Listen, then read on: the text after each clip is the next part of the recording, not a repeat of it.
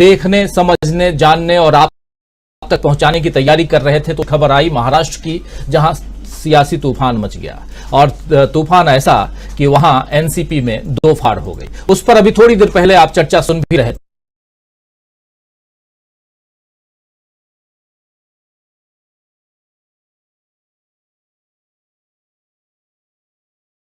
थे, लेकिन इस वक्त सीधे आपको ले चलते हैं तेलंगाना खम्मम,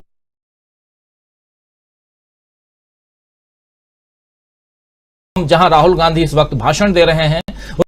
उनके भाषण के अंश को सुनी, क्या कुछ लाइव आप तक लेके आते हैं हम, क्या कुछ राहुल गांधी कह रहे हैं, और उसके बाद इस चर्चा को आगे बढ़ाएंगे। हमारे साथ बहुत सारे साथी जुड़े हुए हैं, उन सबसे भी आपका परिचय करवाऊंगा, लेकिन पहले सुनते हैं राहुल गांधी कह क्या रहे हैं। सुनिए जरा।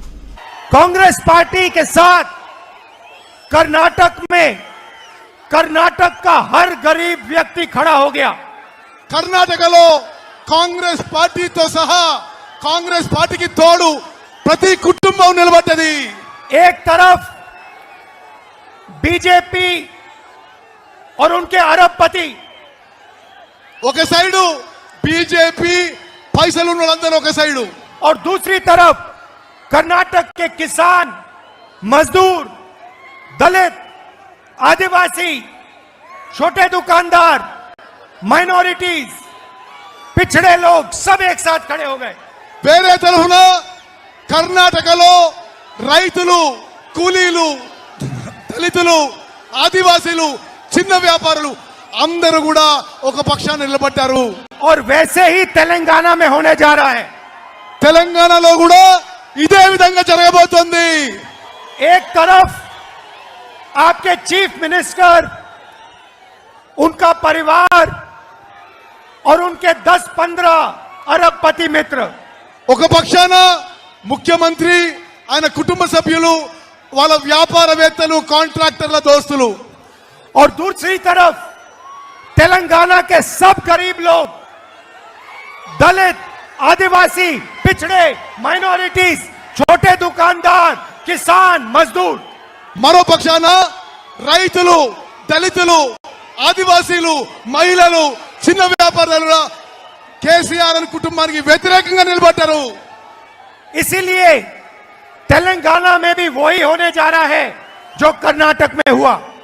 తెలంగాణలో కూడా కర్ణాటకలో ఏం జరిగిందో అదే జరుగుతుంది। पहले कह रहे थे कि तेलंगाना में टीआरएस, कांग्रेस और बीजेपी के बीच में लड़ाई है। ముందంటుంటుంది తెలంగాణలో ముక్కోనవ పోటీ, టిఆర్ఎస్, కాంగ్రెస్, బీజేపీ ముక్కోనవ పోటీ అని అంటుంటుంది। ఇదరకు तेलंगाना में बीजेपी नहीं बची, खत्म हो गई। తెలంగాణలో బీజేపీ ఖతం అయిపోయింది।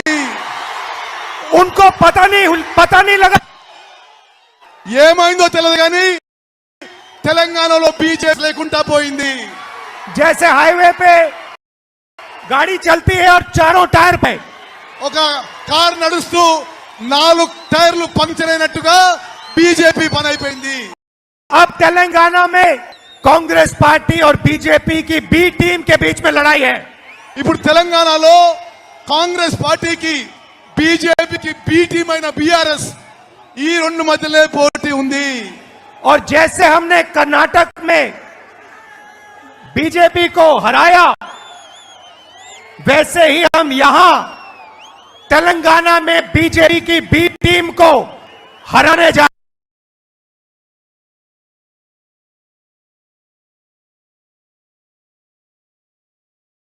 रहे हैं। కర్ణాటకలో ఏ విధంగా అయితే మనం బీజేపీని ఓడించినామో, తెలంగాణలో బీజేపీ బి టీం బీఆర్ఎస్ ని ఓడించబోతున్నాము। देखिए, विपक्ष की मीटिंग हुई, में विपक्ष की मीटिंग हुई, ఢిల్లీలో ప్రతిపక్ష పార్టీల మీటింగ్ అయింది। और विपक्ष के नेताओं ने कहा कि कांग्रेस पार्टी मीटिंग में टीआरएस को बुलाना है। ఆ మీటింగ్ లో, ప్రతి పార్టీల మీటింగ్ లో ప్రతిపక్ష పార్టీలు కాంగ్రెస్ ని, టిఆర్ఎస్ ని పిలవమని చెప్పాయి। हमने विपक्ष को साफ कह दिया कि अगर टीआरएस इस मीटिंग में आएगी तो कांग्रेस पार्टी इस मीटिंग में नहीं आएगी।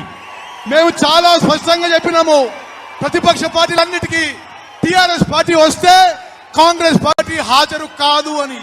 हमने कहा कि टीआरएस बीजेपी की बी टीम है, हम उसके साथ नहीं बैठेंगे, हम उसको तेलंगाना हटाएंगे। మేము స్పష్టంగా చెప్పినాం టీఆర్ఎస్ తోటి మేము కూర్చోము, టీఆర్ఎస్ బీజేపీ బి టీము, మేము తెలంగాణ నుంచి టీఆర్ఎస్ పార్టీని ఓడిస్తాము. बीजेपी की बी टीम से हम समझौता कभी नहीं कर सकते। బీజేపీ బి టీమ్ తోని ఎప్పుడు కూడా కాంగ్రెస్ పార్టీ ఏ ఒప్పందం ఉండదు. मैं एक और बात कहना चाहता हूं, बहुत सारे ऐसे लोग हैं जो पहले कांग्रेस पार्टी को छोड़ गए। ముందు చాలా మంది కాంగ్రెస్ పార్టీని వదిలిపెట్టిపోయేవారు ఉన్నారు. मैं आपको भी मैसेज देना चाहता हूं। నేను మీ అందరికీ మెసేజ్ ఇస్తున్నాను. आपके लिए हमारे दरवाजे खुले हैं। మీకోసం మా దర్వాజాలు ఎప్పుడు కూడా తెరిచి ఉన్నాయి. जो भी कांग्रेस पार्टी के विचारधारा का आदमी है उसके लिए हमारे दरवाजे खुले हैं। కాంగ్రెస్ పార్టీ ఆలోచన విధానం ఐడియాలజీ యాక్సెప్టబుల్ అయితే ఎవరికైనా కాంగ్రెస్ పార్టీ దర్వాజాలు తెరిచి ఉన్నాయి. जो बीजेपी और टीआरएस के विचारधारा का आदमी है उससे हमारा कोई लेना देना नहीं है। బీజేపీ టిఆర్ఎస్ పార్టీల ఆలోచన విధానం ఐడియాలజీ ఉంటే మాకు వాళ్ళతో ఎటువంటి సంబంధం లేదు. और तेलंगाना को एक और बात समझनी चाहिए, तेलंगाना के युवाओं को एक और बात समझनी चाहिए। తెలంగాణ యువకులకి ఇంకొక విషయం అర్థం కావాలి. जो केसीआर जी ने भ्रष्टाचार किया उसके कारण नरेंद्र मोदी का दबाव उन पर है। కేసీఆర్ అవినీతికి కారణం నరేంద్ర మోదీ గారి బ్లెస్సింగ్ ఉండడం, నరేంద్ర మోదీ గారు పట్టించుకోవడం అని మనం చేస్తాను. लिकर स्कैम में जो भ्रष्टाचार किया वो सब एजेंसीज को मालूम है। కేసీఆర్ ఏమేం స్కాములు చేసిండో నరేంద్ర మోదీ ఏజెన్సీలకి తెలుసు. इसीलिए मैंने कहा कि टीआरएस बीजेपी की बी टीम है। అందుకోసమే బీఆర్ఎస్ బీజేపీకి బి టీము. और उन्होंने ये बात मान ली వాళ్ళు ఒప్పుకున్నారు ఇది. और अपना नाम बदल दिया। వాళ్ళు అందుకోసమే టిఆర్ఎస్ నుంచి బీఆర్ఎస్ అయిపోయినరు. बीआरएस का मतलब बीजेपी रिश्तेदार समिति। బీఆర్ఎస్ అంటే బీజేపీ రిశ్తేదార్ సమితి అంటే బీజేపీ బంధువుల పార్టీ. और इनको हम यहां से हरा के दिखाएंगे। మేము తప్పనిసరిగా బీఆర్ఎస్ ని తెలంగాణలో ఓడిస్తాము. कांग्रेस पार्टी के कार्यकर्ताओं से कहना चाहता हूं, आप हमारी रीढ़ की हड्डी हो। కాంగ్రెస్ కార్యకర్తలకి నేను సభాముఖంగా తెలియజేస్తున్నారు, మీరు మా వెన్నుముక. और आप टीआरएस को बहुत आसानी से हरा सकते हो। మీరు టిఆర్ఎస్ పార్టీని చాలా సునాయాసంగా ఓడించగలుగుతారు. आप में इतनी शक्ति है, आपने कर्नाटक में अपनी शक्ति दिखाई, अब यहां तेलंगाना में अपनी शक्ति दिखाओ। కర్ణాటకలో ఏ విధంగా కాంగ్రెస్ కార్యకర్తలు బీజేపీని ఓడించిండ్రో తెలంగాణలో కూడా మీ శక్తి చూపెట్టి టిఆర్ఎస్ ని ఓడించాలి. दिल से आपका धन्यवाद। మనస్ఫూర్తిగా మీకు ధన్యవాదాలు చేస్తున్నాను, కృతజ్ఞతలు. और एक बार फिर आपने इतना प्यार दिया, यात्रा के समय इतना प्यार दिया, इसके लिए दिल से धन्यवाद। మీరు ఎంతో ప్రేమించిండ్రు, మనస్ఫూర్తిగా మిమ్మల్ని ధన్యవాదాలు తెలియజేస్తున్నాను. बीजेपी का काम नफरत फैलाना, कांग्रेस पार्टी का काम मोहब्बत फैलाना। బీజేపీ పని సమాజంలో విద్వేషం ద్వేషం పెంచడము. जैसे मैंने यात्रा में कहा था, नफरत के बाजार में मोहब्बत की दुकान खोलनी है। నేను యాత్రలో చెప్పినట్టుగా విద్వేషం ఉన్న మార్కెట్ లో ప్రేమ అభిమానం ఉన్న దుకాణంకు తెరిచినము. नमस्कार, जय हिंद। నమస్కారం, జై హింద్. तो सुन रहे थे आप राहुल गांधी को सीधे खम्मम से, और इस वक्त राहुल गांधी भाषण दे रहे थे और सीधा हमला बीजेपी और बीआरएस पे। बीआरएस जी भारतीय, अब बोल रहे हैं वो भाजपा रिश्तेदार पार्टी जो केसीआर की पार्टी है, और माफ करें भारतीय रिश्तेदार समिति, और यहां सीधा हमला करते हुए राहुल गांधी भारतीय जनता पार्टी पर और बीआरएस पर, और ये जो आप देख रहे हैं जबरदस्त भीड़ राहुल गांधी की सभा में 5 लाख से ज्यादा लोगों की भीड़ है, कह रहे हैं वहां के जो लोग हैं वो बता रहे हैं, कांग्रेस के लोग बता रहे हैं। लेकिन एक तरफ ये सियासी तूफान जो है वो महाराष्ट्र में भी है और दूसरी तरफ राहुल गांधी की आंधी जो है वो दिखाई दे रही है तेलंगाना में। हम चर्चा की शुरुआत करते हैं। आप लोगों को ऑलरेडी पता है कि बहुत सारी चीजें जो हैं आज सुबह से हो गई हैं और महाराष्ट्र में हुई हैं, या ऐसा कहूं कि राहुल गांधी जो हैं वो एक तरफ अपनी आंधी जो है वो लेकर के आए तेलंगाना में, और दूसरी तरफ उनकी आंधी से शायद बचने के लिए बीजेपी ने महाराष्ट्र में तूफान खड़ा कर दिया है या खड़ा करने की कोशिश की। आप जानते हैं कि देश में इस वक्त बीजेपी बहुत से मुद्दों पर घिरी हुई है दोस्तों। टमाटर और पेट्रोल अब शतक से भी आगे निकलकर होड़ लगा रहे हैं कि कौन कितना महंगा होगा। मणिपुर में हिंसा और जनता पर क्रूरता बढ़ती जा रही है। अल्पसंख्यकों और दलितों पर अत्याचार की घटनाएं रोज सामने आ रही हैं, और ऐसे में भी मोदी जी यूसीसी का मुद्दा उठाने से भी पीछे नहीं रह रहे हैं। बहुत सारी बातें आ रही हैं, लेकिन सबसे पहले सीधे चलते हैं हमारे साथ तमाम वरिष्ठ साथियों के बीच और राहुल गांधी की सभा से शुरुआत करते हैं और पहुंचेंगे महाराष्ट्र भी। महाराष्ट्र में क्या कुछ चल रहा है उस पर भी चर्चा करेंगे। अभी जो भाषण आप सुन रहे थे उस भाषण पर प्रतिक्रिया भी लेंगे हमारे साथियों के बीच। इस बीच हमारे साथ इस वक्त कुछ वरिष्ठ साथी जुड़े हुए हैं, उन सबसे पहले परिचय करवाता हूं आपका, और सीधे हम आ जाते हैं आज के इस स्पेशल न्यूज पॉइंट के इस स्पेशल बुलेटिन में। तो बहुत कुछ राहुल गांधी कहते हुए नजर आए, और सबसे बड़ी बात है कि बीजेपी उसके ऊपर उठते हुए हर सवाल का जवाब देने से पहले वो खुद को भागती हुई या भगाती हुई नजर आ रही है। मणिपुर में राहुल गांधी पहुंचे, 2 दिन तक रह के आए और उसके बाद अब खम्मम पहुंचे हैं, और 20 तारीख से, इसी महीने की 20 तारीख से संसद का जो है वो मानसून सत्र शुरू होने जा रहा है। मानसून सत्र में भी बहुत हंगामे के आसार दिखाई दे रहे हैं। ये सारी बातें कहीं ना कहीं बीजेपी के लिए आने वाले समय में बाधाएं, परेशानियां खड़ी करेंगी, ये तय मानिए। तो इन पे आगे क्या कुछ होगा वो हम समझेंगे, लेकिन इस वक्त हमारे साथ 5 वरिष्ठ साथी जुड़े हुए हैं, उन सबसे आपका परिचय करवाऊं। हमारे साथ प्रोफेसर अखिल स्वामी जी जुड़े हुए हैं, हमारे साथ धनंजय कुमार जी सीधे जुड़े हुए हैं महाराष्ट्र मुंबई से, हमारे साथ प्रेम कुमार जी जुड़े हुए हैं, हमारे साथ प्रशांत टंडन जी जुड़े हुए हैं, हमारे साथ अमलिंदु उपाध्याय जी जुड़े हुए हैं। आप सबका स्वागत करता हूं और सीधा आना चाहता हूं प्रोफेसर अखिल स्वामी जी आपके पास। राहुल गांधी के भाषण को इस वक्त आप सुन रहे थे, बहुत जोरदार भाषण राहुल गांधी का। हमारे साथ मीनू जैन भी जुड़ गई हैं। मीनू जी आपका स्वागत करता हूं। सीधा प्रोफेसर अखिल स्वामी जी, इस भाषण में क्या कुछ आपको नजर आया? बहुत छोटा भाषण राहुल गांधी देते हैं, लेकिन भीड़ जबरदस्त रहते, कुछ कहने की जरूरत नहीं। हमारे तमाम साथी जो आ चुके हैं, जो जोड़ने वाले हैं, उन सबका इस्तेकबाल करता हूं, और वो भी देख चुके हैं कि क्या कुछ चल रहा था और कैसे राहुल गांधी सीधा हमलावर थे। चलिए वहीं से शुरुआत करते हैं। क्या इसे तेलंगाना में राहुल की आंधी मानी जाए? देखिए जी, आप लोग बहुत अन्याय करते हैं। जब इस प्रकार के आप सीन दिखाते हैं तो भक्तों को रात में नींद, लाखों की भीड़, और मैंने राजीव जी ऐसी भीड़ 1977 के चुनाव के पहले देखी थी। भोपाल में मेरी पोस्टिंग थी और लाखों की भीड़ देखी थी, वो आज मैं तेलंगाना में देख रहा हूं वास्तविकता में। और दूसरी तरफ जब बीजेपी के बड़े बड़े नेताओं की मीटिंग होती है तो वहां कुर्सियां खाली होती हैं। आप देखिए कितना रिस्पॉन्सिव पीपल मूवमेंट है। राहुल गांधी ने वास्तविकता में आज की तारीख में भारत के राजनीतिक पक्ष में क्रांतिकारी परिवर्तन कर दिया है।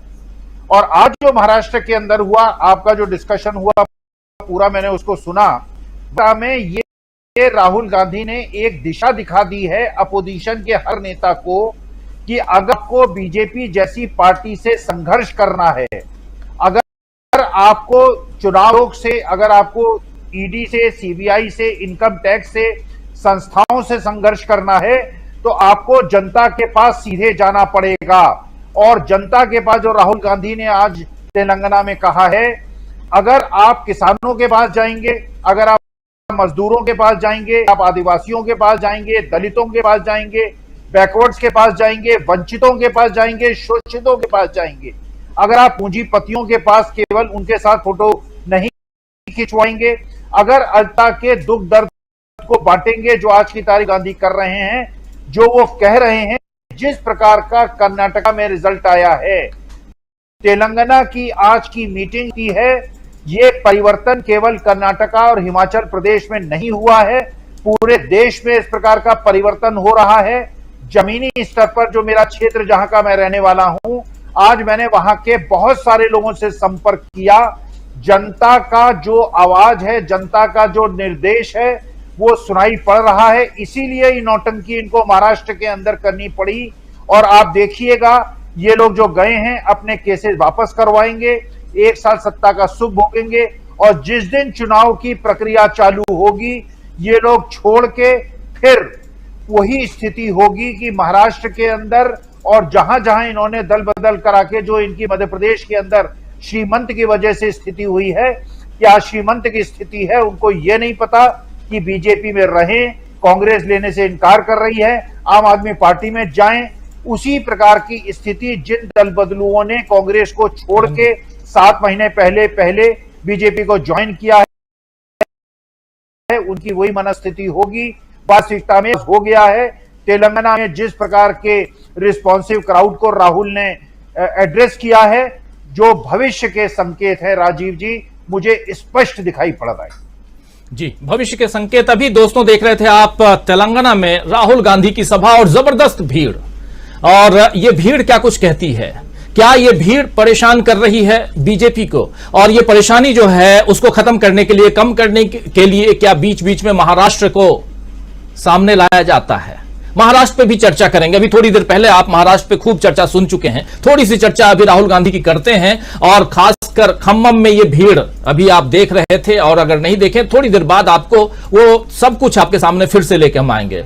और मैं चाहूंगा कि अगर राहुल गांधी की छोटी अगर कोई बाइट हो तो लेके भी आए, उसको सुन लेते हैं क्या कुछ कह रहे थे राहुल गांधी। और उसके बाद सीधा आना चाहता हूं मीनू जैन के पास में। मीनू जी से समझेंगे कि ये भीड़ क्या परेशान कर रही है बीजेपी को।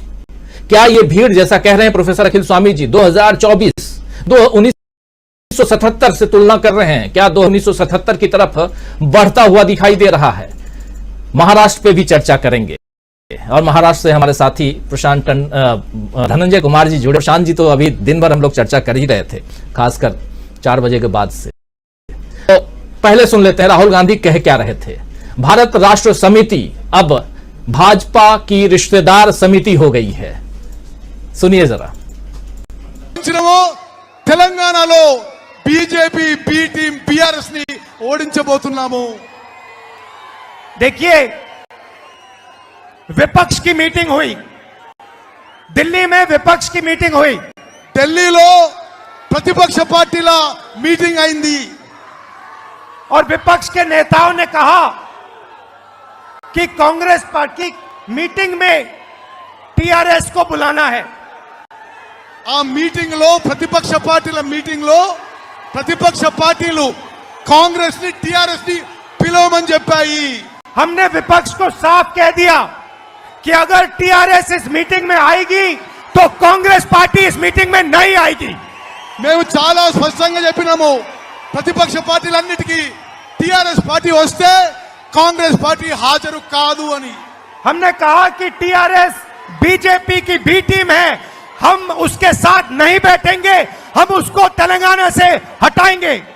మేము స్పష్టంగా చెప్పినాం, టిఆర్ఎస్ తోటి మేము కూర్చోము, టిఆర్ఎస్ బీజేపీ బి టీము, మేము తెలంగాణ నుంచి టిఆర్ఎస్ పార్టీని ఓడిస్తాము।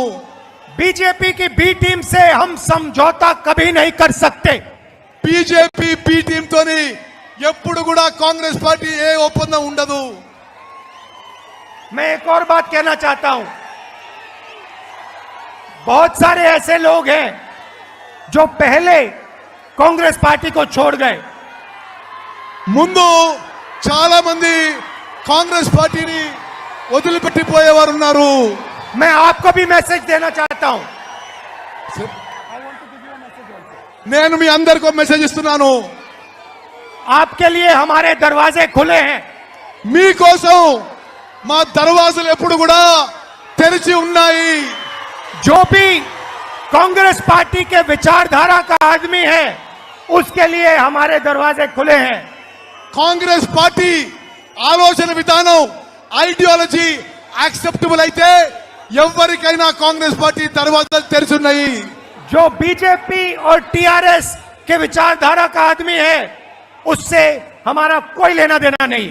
బీజేపీ టిఆర్ఎస్ పార్టీల ఆలోచన విధానం ఐడియాలజీ ఉంటే మాకు వాళ్ళతో ఎటువంటి సంబంధం లేదు. और तेलंगाना को एक और बात समझनी चाहिए, तेलंगाना के युवाओं को एक और बात समझनी चाहिए. తెలంగాణ యువకులకి ఇంకొక విషయం అర్థం కావాలి. जो केसीआर जी ने भ्रष्टाचार किया उसके कारण नरेंद्र मोदी का दबाव उन पर है. కేసీఆర్ అవినీతికి కారణం నరేంద్ర మోదీ గారి బ్లెస్సింగ్ ఉండడం, నరేంద్ర మోదీ గారు పట్టించుకోవడం అని మనం చేస్తాను. लिकर स्कैम में जो भ्रष्टाचार किया वो सब एजेंसीज को मालूम है. కేసీఆర్ ఏమేం స్కాములు చేసిండో నరేంద్ర మోదీ ఏజెన్సీలకి తెలుసు. इसीलिए तो क्यों बी टीम कह रहे हैं केसीआर की पार्टी भारत राष्ट्र समिति को यहां राहुल गांधी बता रहे हैं और बी टीम से कोई समझौता नहीं किया जा सकता है. और बी टीम जो यानी कि केसीआर की पार्टी बीआरएस को इन्होंने एक नया नाम दिया है, भाजपा रिश्तेदार समिति, भाजपा की रिश्तेदार पार्टी कह सकते हैं. ये कह रहे हैं यहां राहुल गांधी जबरदस्त हमलावर नजर आ रहे हैं. भीड़ बहुत कुछ कह रही है. मीनू जी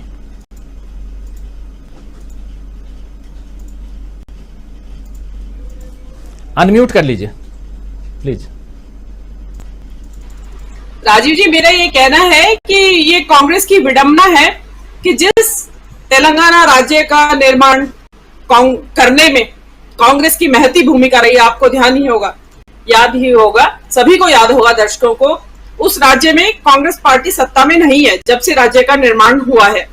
तो आज जो है कांग्रेस जो है, आज जो राहुल गांधी ने और जो कांग्रेस की वहां की जो प्रदेश इकाई है उससे जो शक्ति प्रदर्शन किया है, एक तरीके से बहुत भारी भीड़ वहां जमा हुई है.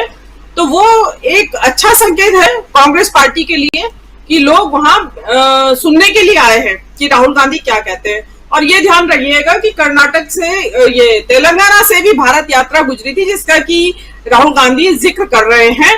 तो डेफिनेटली उसका प्रभाव भी वहां पे होगा ही. इसमें एक मुख्य बात जो राहुल गांधी ने कही कि भाई जो कांग्रेसी चले गए हैं, छोड़ के पहले चले गए थे, उनके लिए दरवाजे खुले हुए हैं. ये एक बड़ा एक सकारात्मक उनकी तरफ से इनिशिएटिव है. और देखिए, पिछले दिनों आपने देखा ही होगा कि तेलंगाना में बहुत भारी संख्या में दूसरी पार्टियों से लोग कांग्रेस की तरफ आए हैं. उन्होंने कांग्रेस को ज्वाइन किया है. तो दिस शोज की, देखिए, चुनावी मौसम में इसी बात से अंदाजा लगाया जाता है कि कौन सी पार्टी की तरफ लोग ज्यादा जा रहे हैं दल बदल करके. तो उसमें ये जो वापस आ रहे हैं कांग्रेस के नेता पार्टी में, ये कांग्रेस के लिए बड़ा शुभ संकेत है. देखिए, तेलंगाना जो था पहले आंध्र प्रदेश का ही एक हिस्सा था, मतलब बाद में आंध्र प्रदेश का 2 हिस्से करके तेलंगाना राज्य बना है. और आंध्र प्रदेश हमेशा से कांग्रेस का गढ़ रहा. और कांग्रेस वो राज्य है कि जहां बीजेपी, ये वो राज्य है जो कि इमरजेंसी के बाद भी यहाँ कांग्रेस की सीटें मिली थी. यहाँ पे कांग्रेस को, मतलब सारे ही साउथ से मिली थी, लेकिन आंध्र प्रदेश में बहुत भारी भरकम सीटें मिली थी उनको. तो तीसरी बात इसमें, राहुल गांधी एक वारंगल डिक्लेरेशन का जिक्र किया. बेहतर होता कि राहुल गांधी इस वारंगल डिक्लेरेशन के जो मुख्य पॉइंट्स थे उनको दोहरा देते. मैं आपके दर्शकों की सुविधा के लिए या जानकारी के लिए दोहरा देती हूँ कि वारंगल डिक्लेरेशन में बहुत महत्वपूर्ण बातें कांग्रेस ने कही थी. वारंगल में कांग्रेस का अधिवेशन हुआ था पिछले साल और उसमें बहुत सारी बातें उन्होंने कहा था. उसमें सबसे महत्वपूर्ण बात यह थी कि मनरेगा मजदूरों को, जो कृषि से संबंधित रजिस्टर्ड मजदूर है मनरेगा, उनको 12,000 रुपए साल देने की बात कांग्रेस ने वहां वादा किया था. दूसरा, इंद्रम्मा रैयतु भरोसा, रैयतु वहां किसान को कहते हैं, तो उनके लिए कहा गया था कि न केवल किसानों को बल्कि जो बटाई पे काम करते हैं उनको शायद क्या बोलते हैं, भूमिधर बोलते हैं, क्या बोलते हैं, तो उनके लिए भी 15,000 रुपया साल उनको डायरेक्ट ट्रांसफर किया जाएगा कैश. इससे पहले केसीआर की सरकार में रैयतु बंधु जो स्कीम है उसमें 5,000 रुपया ट्रांसफर किया जाता है अभी तक. तो कांग्रेस ने उसको डायरेक्ट 15,000 की बात कही थी. और इतना ही नहीं, उन्होंने कहा था कि हम आम, हल्दी, हर तरह की उपज के ऊपर हम एमएसपी देंगे. तो ये एक बड़ी महत्वपूर्ण घोषणा थी। हल्दी बोर्ड की स्थापना करने की कांग्रेस ने वहां बात की थी, और डेफिनेटली अब कांग्रेस का जो उसमें जो भी घोषणा पत्र आएगा उसमें आएगी ये बातें। तो मुझे ऐसा लगता है कि जो राहुल गांधी की जो वहां उन्होंने एक तरीका का आज शुरुआत की है वहां के चुनावी बिगुल बजाने की, जिसको कहते हैं कि चुनाव प्रचार की, तो ये एक पॉजिटिव रिजल्ट आएगा। और जो भाजपा है, देखिए वो बहुत जबरदस्त तरीके से उन्होंने अपना पूरा जोर लगा रखा है भाजपा ने। आपको ध्यान होगा, मैं पहले भी आपके शो में बहुत पहले मैंने कहा था कि हैदराबाद म्युनिसिपल कॉर्पोरेशन का चुनाव वो चुनाव था जहां अमित शाह चुनाव प्रचार के लिए गए थे, मतलब तब वो भारतीय जनता पार्टी के अध्यक्ष होते थे। तो ये इतना महत्व है उनके लिए तेलंगाना का। और अभी जो राजनीति, जो आपने केसीआर की राजनीति के बारे में बात की, तो इसमें ये कहा जा रहा है कि केसीआर ने पाला बदल लिया, क्योंकि उनकी बेटी भी जो ये दिल्ली का जो शराब स्कैम है उसमें उनको भी कॉल किया था ईडी ने, लेकिन जब से केसीआर ने रंग बदला है, पाला बदला है, तो तब से कोई उनको दोबारा से कॉल आई नहीं है। और लेकिन फिर मैं कहती हूँ कि अब जो है ना, जनता ने मन बना लिया है, लोगों ने देख लिया है अब कि ये चल क्या रहा है। अब जनता इस तरह की आयाराम गयाराम या इधर हो गया उधर हो गई, जो कि महाराष्ट्र में चल रहा है, इस तरह की पॉलिटिक्स को जनता अच्छे से सबक सिखाएगी। ये जो ऑपरेशन लोटस और ये इस तरह की चीजें चल रही हैं, उनको सबक सिखाएगी। महाराष्ट्र का बात आपके अगले राउंड में महाराष्ट्र की बात करेंगे। और मीनू जी बिल्कुल सही कह रही हैं। देखिए, दो चीजें यहां साफ साफ दिखाई दे रही हैं। एक तरफ जैसे राहुल गांधी की सभा में आप लोगों ने देखा कितनी भीड़ है, यानी जनता है, जन समर्थन है। और दूसरी तरफ इसी जनता के द्वारा चुने गए लोग पाला बदल रहे हैं, जो महाराष्ट्र में हम आज सुबह से देख रहे हैं। अचानक खबर मिलती है कि एक पूरी की पूरी टोली पहुंच रही है राजभवन में, और वहां पहले से कुर्सियां लगी हुई हैं, 8-10 कुर्सियां, जिस पर विराजमान वो लोग होते हैं जिन्हें आज शपथ लेना है। और उसमें से अजित पवार सहित 9 लोग शपथ लेते हैं। तो ये तमाम बातें कहीं ना कहीं जनता देख रही है। और शरद पवार ने भी कहा है कि मैं जनता के दरबार में फिर से जाऊंगा। यही बात कुछ दिन पहले उद्धव ठाकरे भी कहते नजर आए। और राहुल गांधी जनता के दरबार में ऑलरेडी हैं, जहां जन समर्थन का सैलाब है, वो साफ दिखाई दे रहा है। अभी आप लोग दोबारा देख चुके राहुल गांधी की सभा की तस्वीरें और उनके वक्तव्य जो भाषण में वो कह रहे थे। आना चाहता हूं प्रशांत टंडन जी आपके पास। प्रशांत जी, बहुत सारी बातें हम सुबह से कर रहे हैं, लेकिन सबसे महत्वपूर्ण बात यहां एक जन समर्थन की बात, और वो जन समर्थन यहां राहुल गांधी के पक्ष में दिखाई दे रहा है। और क्या ये तेलंगाना में जो राहुल गांधी बात कह रहे हैं, और इसमें देखिए 2-3 बातें महत्वपूर्ण राहुल गांधी ने कही। पहली बात विपक्षी एकता की, और उस विपक्षी एकता में साफ साफ उन्होंने कह दिया कि भाजपा की बी टीम जहां रहेगी वहां कांग्रेस पार्टी नहीं जाएगी। ये छोटी मोटी बात नहीं है। दूसरी बात, उन्होंने साफ साफ कह दिया कि तेलंगाना में अभी सत्तारूढ़ दल जो है वो भाजपा की बी टीम है। यानी एक पैगाम उन्होंने दे दिया है कि बेंगलुरु में जो बैठक होने जा रही है, उस बैठक में अगर कोई बी टीम है तो वो पहले से अपना जो टिकट है उसको कैंसिल करवा ले, ये माना जाए। जी, मैं इसी बात पे गौर कर रहा था राजीव जी, कि जो राहुल गांधी ने बी टीम को रेखांकित किया है, लेकिन उसके पहले एक बात जो इम्पोर्टेंट है कि कर्नाटक की जीत के बाद कांग्रेस अब बहुत दक्षिण को लेकर बहुत गंभीर हो गई है। और दक्षिण में कांग्रेस हमेशा से मजबूत रही है, और अपनी गलती से तेलंगाना और आंध्र प्रदेश दोनों से वो बाहर हो गए। अब मुझे लगता है कि तेलंगाना और आंध्र दोनों में कांग्रेस दोबारा एक जोर लगा रही है, और आज के रैली से लग रहा है कि काफी तैयारी के साथ जोर लगा रही, क्योंकि केवल रैली नहीं हुई है। बीआरएस के बहुत से नेताओं ने भी पिछले दिनों कांग्रेस में ज्वाइन किया है, और आज इस रैली में वो सारे लोग मौजूद भी थे, जिसमें कुछ पूर्व मंत्री भी हैं इन्हीं की सरकार के।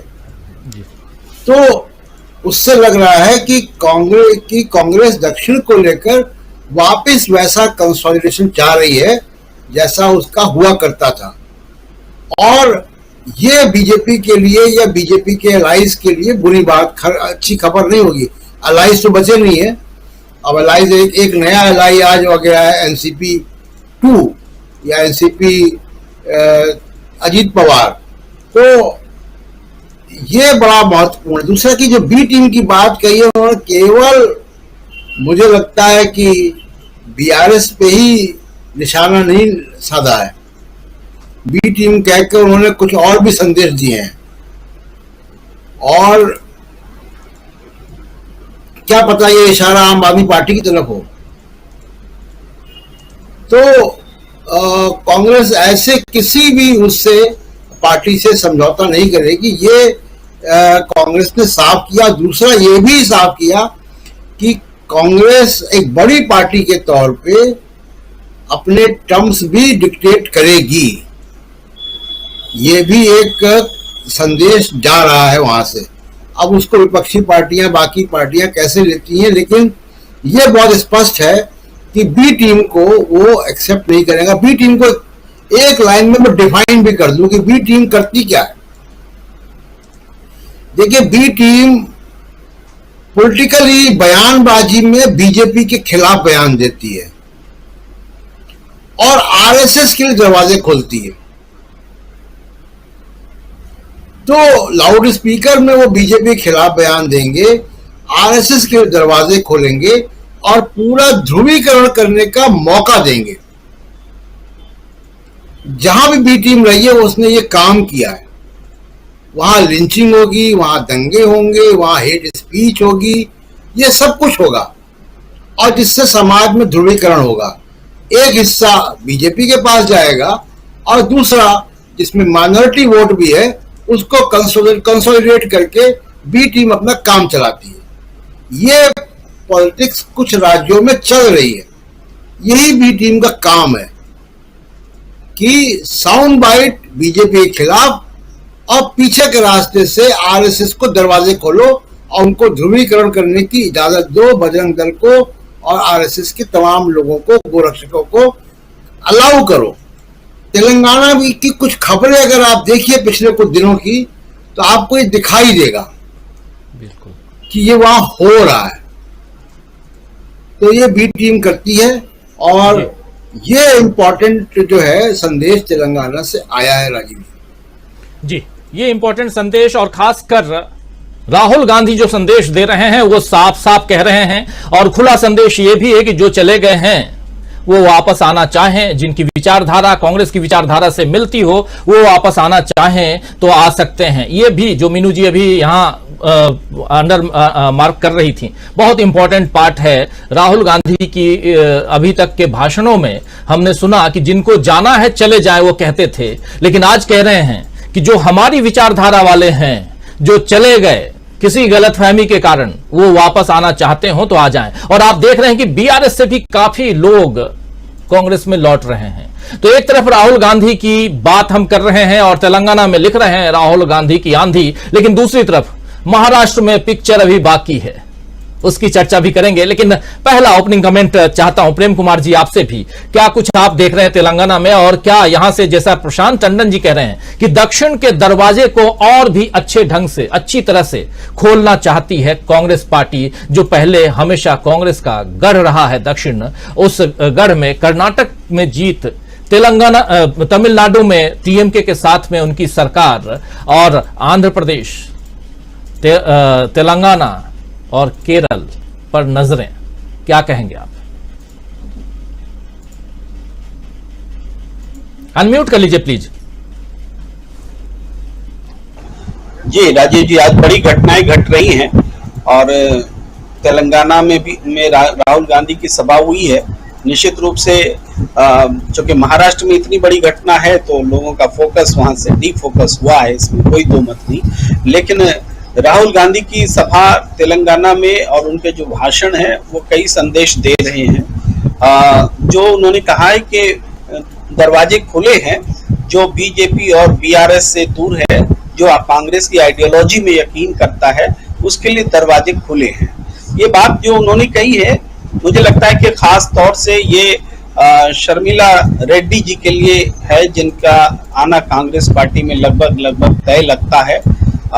वही राजशेखर रेड्डी जी, दिवंगत मुख्यमंत्री, उनकी बेटी, जो कांग्रेस में जिन्होंने एक पार्टी भी बनाई थी और अब कांग्रेस में आना चाह रही हैं। संभवतः इसी हफ्ते उनकी वापसी भी होगी और इससे पहले 35 लोग, जिसमें सांसद, पूर्व विधायक, पूर्व मंत्री सब शामिल थे, कांग्रेस वो ज्वाइन किया था।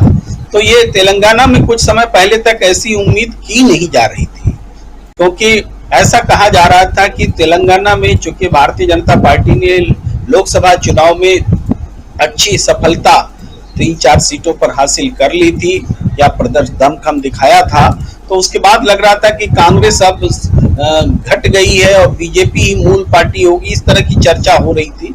लेकिन अचानक हवा पलट गया, कर्नाटक ने रुख बदल दिया और तेलंगाना में ऐसी बयार बहने लगी कि अब दूसरी पार्टियों से लोग निकलकर कांग्रेस की ओर रुख करने लगे। देखिए, जब कोई सत्ता में होती है पार्टी और चुनाव के वक्त सत्ताधारी पार्टी से दूसरे दल के नेता जुड़ते हैं, तो ये अचंभे की बात नहीं होती है, क्योंकि सत्ता से जुड़ाव तो अक्सर होता ही रहता है, जैसे कि महाराष्ट्र में भी आप देख रहे हैं।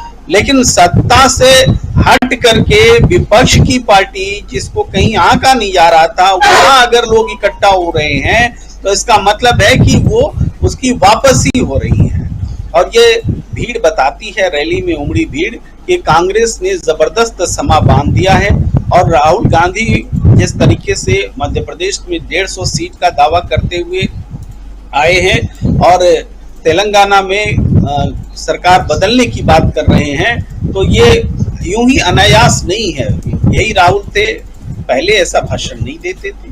और भाषण का मतलब केवल मुंह से शब्द बोलना नहीं होता है, भाषण का मतलब होता है नेता में अपने वक्तव्य पर विश्वास, और वो विश्वास आता है जनता के साथ कनेक्टिविटी से। जब विश्वास नहीं होगा तो शब्द भी, जुबान भी साथ नहीं देते। इसलिए राहुल गांधी पहले ऐसा कहाँ बोल रहे थे, लेकिन आज वो ऐसा बोल रहे हैं, तो उनका कनेक्ट बना है जनता के साथ। राजनीति को उन्होंने बहुत मजबूती से पकड़ा है, नब्ज को पकड़ा है। अब तो बीजेपी की बी टीम को भी डिफाइन कर रहे हैं, बता रहे हैं बी टीम क्या है, और हम लोगों को आसानी से समझ में आ रहा है कि बी टीम क्या है। तो ये राहुल गांधी जो तेलंगाना में दिखा रहे हैं, इसका बहुत महत्व है।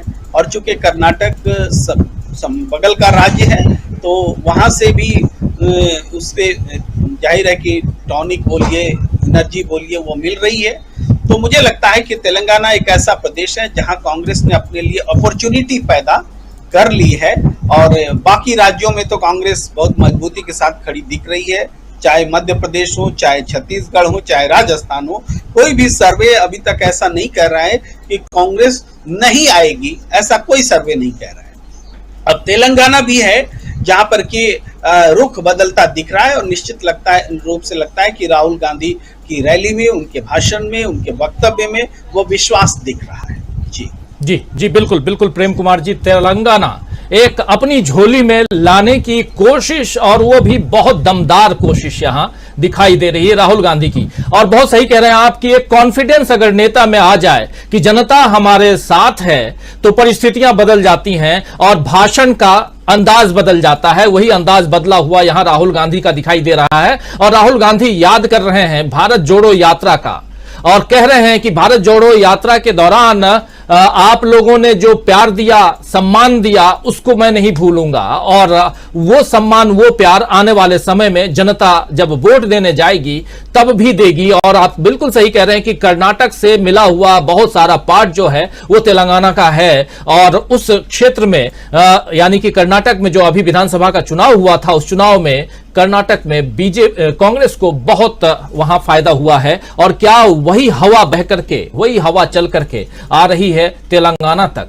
ये तो आने वाला वक्त बताएगा। लेकिन महत्वपूर्ण पहलू यहां पर है कि राहुल गांधी आज एक तरफ जहां महाराष्ट्र में एनसीपी को झटका लगा है और शरद पवार को झटका दिया है उनके ही भतीजे अजीत पवार ने, और मजबूत करने की कोशिश शिंदे ने अपनी टीम को की है। शिंदे की सरकार वहां कितने दिनों तक रहेगी ये तो आने वाला वक्त बताएगा, और हमारे साथी बताएंगे, धनंजय कुमार जी जो सीधे मुंबई से जुड़े हुए हैं। लेकिन उस खबर पर राहुल गांधी की जो ये आंधी इसलिए कह रहा हूं कि एक जनसैलाब है, और इस जनसैलाब को देखकर आज शायद रात को बहुतों की नींद उड़ जाएगी, ये तय मानिए, क्योंकि वहां से वो बी टीम की बात कर रहे हैं, और जितनी बी टीमें हैं सब, और साथ में जो ए टीम है वो भी जरूर देखेंगे, क्योंकि अभी तो मणिपुर से लौटे हैं राहुल गांधी। कल दिन भर सभाएं अपनी इंटरनल बैठक हुई है और उसके बाद आज तेलंगाना में इस ढंग का आगाज, चुनावी आगाज, जहां कुछ बातें रखते हुए दिखाई दे रहे हैं, न कि किसी पर हमला करते हुए। इसलिए किसी पर हमला वाली बात भी कर रहा हूं धनंजय जी, क्योंकि प्रधानमंत्री नरेंद्र मोदी की पिछले एक सप्ताह में 2 रैलियां हो गई, एक भोपाल में, मध्य प्रदेश के भोपाल में, और एक मध्य प्रदेश के ही शहडोल में, और दोनों रैलियों में एक ही रट लगाते हुए प्रधानमंत्री नरेंद्र मोदी दिखाई दिए और उस शब्द का नाम था गारंटी, और दूसरा शब्द जो वो कहते हुए नजर आए उस शब्द का नाम था विपक्ष। विपक्ष और गारंटी से बाहर प्रधानमंत्री निकल नहीं पा रहे हैं, लेकिन राहुल गांधी यहां तीसरी बात लाकर रख रहे हैं, बी टीम। अब अगली दफा देखते हैं कि कौन कौन बी टीम पर सफाई देने आता है। लेकिन एक वहां बी टीम तैयार हो रही है महाराष्ट्र में, जहां पे शिंदे की भी, यानी कि शिवसेना से निकलकर एक बी टीम तैयार हो गई है, और आज एक एनसीपी से निकलकर बी टीम तैयार हो गई है। क्या ये बी टीम का कुनबा जैसे जैसे बढ़ेगा वैसे वैसे विपक्ष के लिए परेशानी बढ़ेगी, या विपक्ष के लिए आसान होगा 2024 का राह? आपका नजरिया। अनम्यूट कर लीजिए। जो हम डिस्कस कर रहे हैं, हम जो डिस्कस कर रहे हैं, परसेप्शन की बात करें तो परसेप्शन में तो ये है कि विपक्ष ढह रहा है। महाराष्ट्र जो है एक विपक्ष का मजबूत गढ़ था। हम लोग लगातार चर्चा करते रहे कि महाविकास आघाड़ी मजबूत है और 48 में से शायद 40 सीट से कम तो नहीं आएगा महाविकास आघाड़ी, और बीजेपी बहुत टेंशन में, ये हम डिस्कस करते रहे। और जब विपक्ष की राजनीति की एकता की बात करते रहे तो महाराष्ट्र, उसके बाद बिहार और तमिलनाडु की हम बात करते हैं, तो महाराष्ट्र को करने का काम किया है। और एक जो आपने कहा गारंटी की बात, तो गारंटी तो ये दी उन्होंने कि जितने भ्रष्टाचारी हैं वो जाएंगे जेल में। तो वो सब जो है सरकार में आ गए, बीजेपी गठबंधन सरकार है तो सब पहुंच गए जेल। जेल का मतलब मोदी जी के कहने के अनुसार यही होता है, जो हमारे साथ आ गया वो पवित्र हो गया, जो बाहर है वो भ्रष्ट है। लेकिन जनता भी एक परसेप्शन बनाती है, और जनता जब परसेप्शन बनाती है तो लोकतंत्र में सबसे महत्वपूर्ण वही हो जाता है। हम चाहे जितना डिबेट करें, नेताजी जिधर से उधर चले जाएं, फाइनली जो है सत्ता पक्ष को बाहर कौन करता है? क्या नेता बाहर करते हैं या जनता बाहर करती है? जनता का बड़ा इंपॉर्टेंट रोल होता है। आप जो है शरद पवार जी कह रहे हैं कि अब कौन हमारे साथ बचा है देखते हैं, फिर अपनी पार्टी खड़ी करेंगे, ये सारी चीजें अपनी जगह है। लेकिन फिलहाल 2024 को चुनाव को लेकर के जो महाराष्ट्र में नरेंद्र मोदी जी और अमित शाह जी की जोड़ी ने, या कहिए बीजेपी ने जो दांव चला है, वो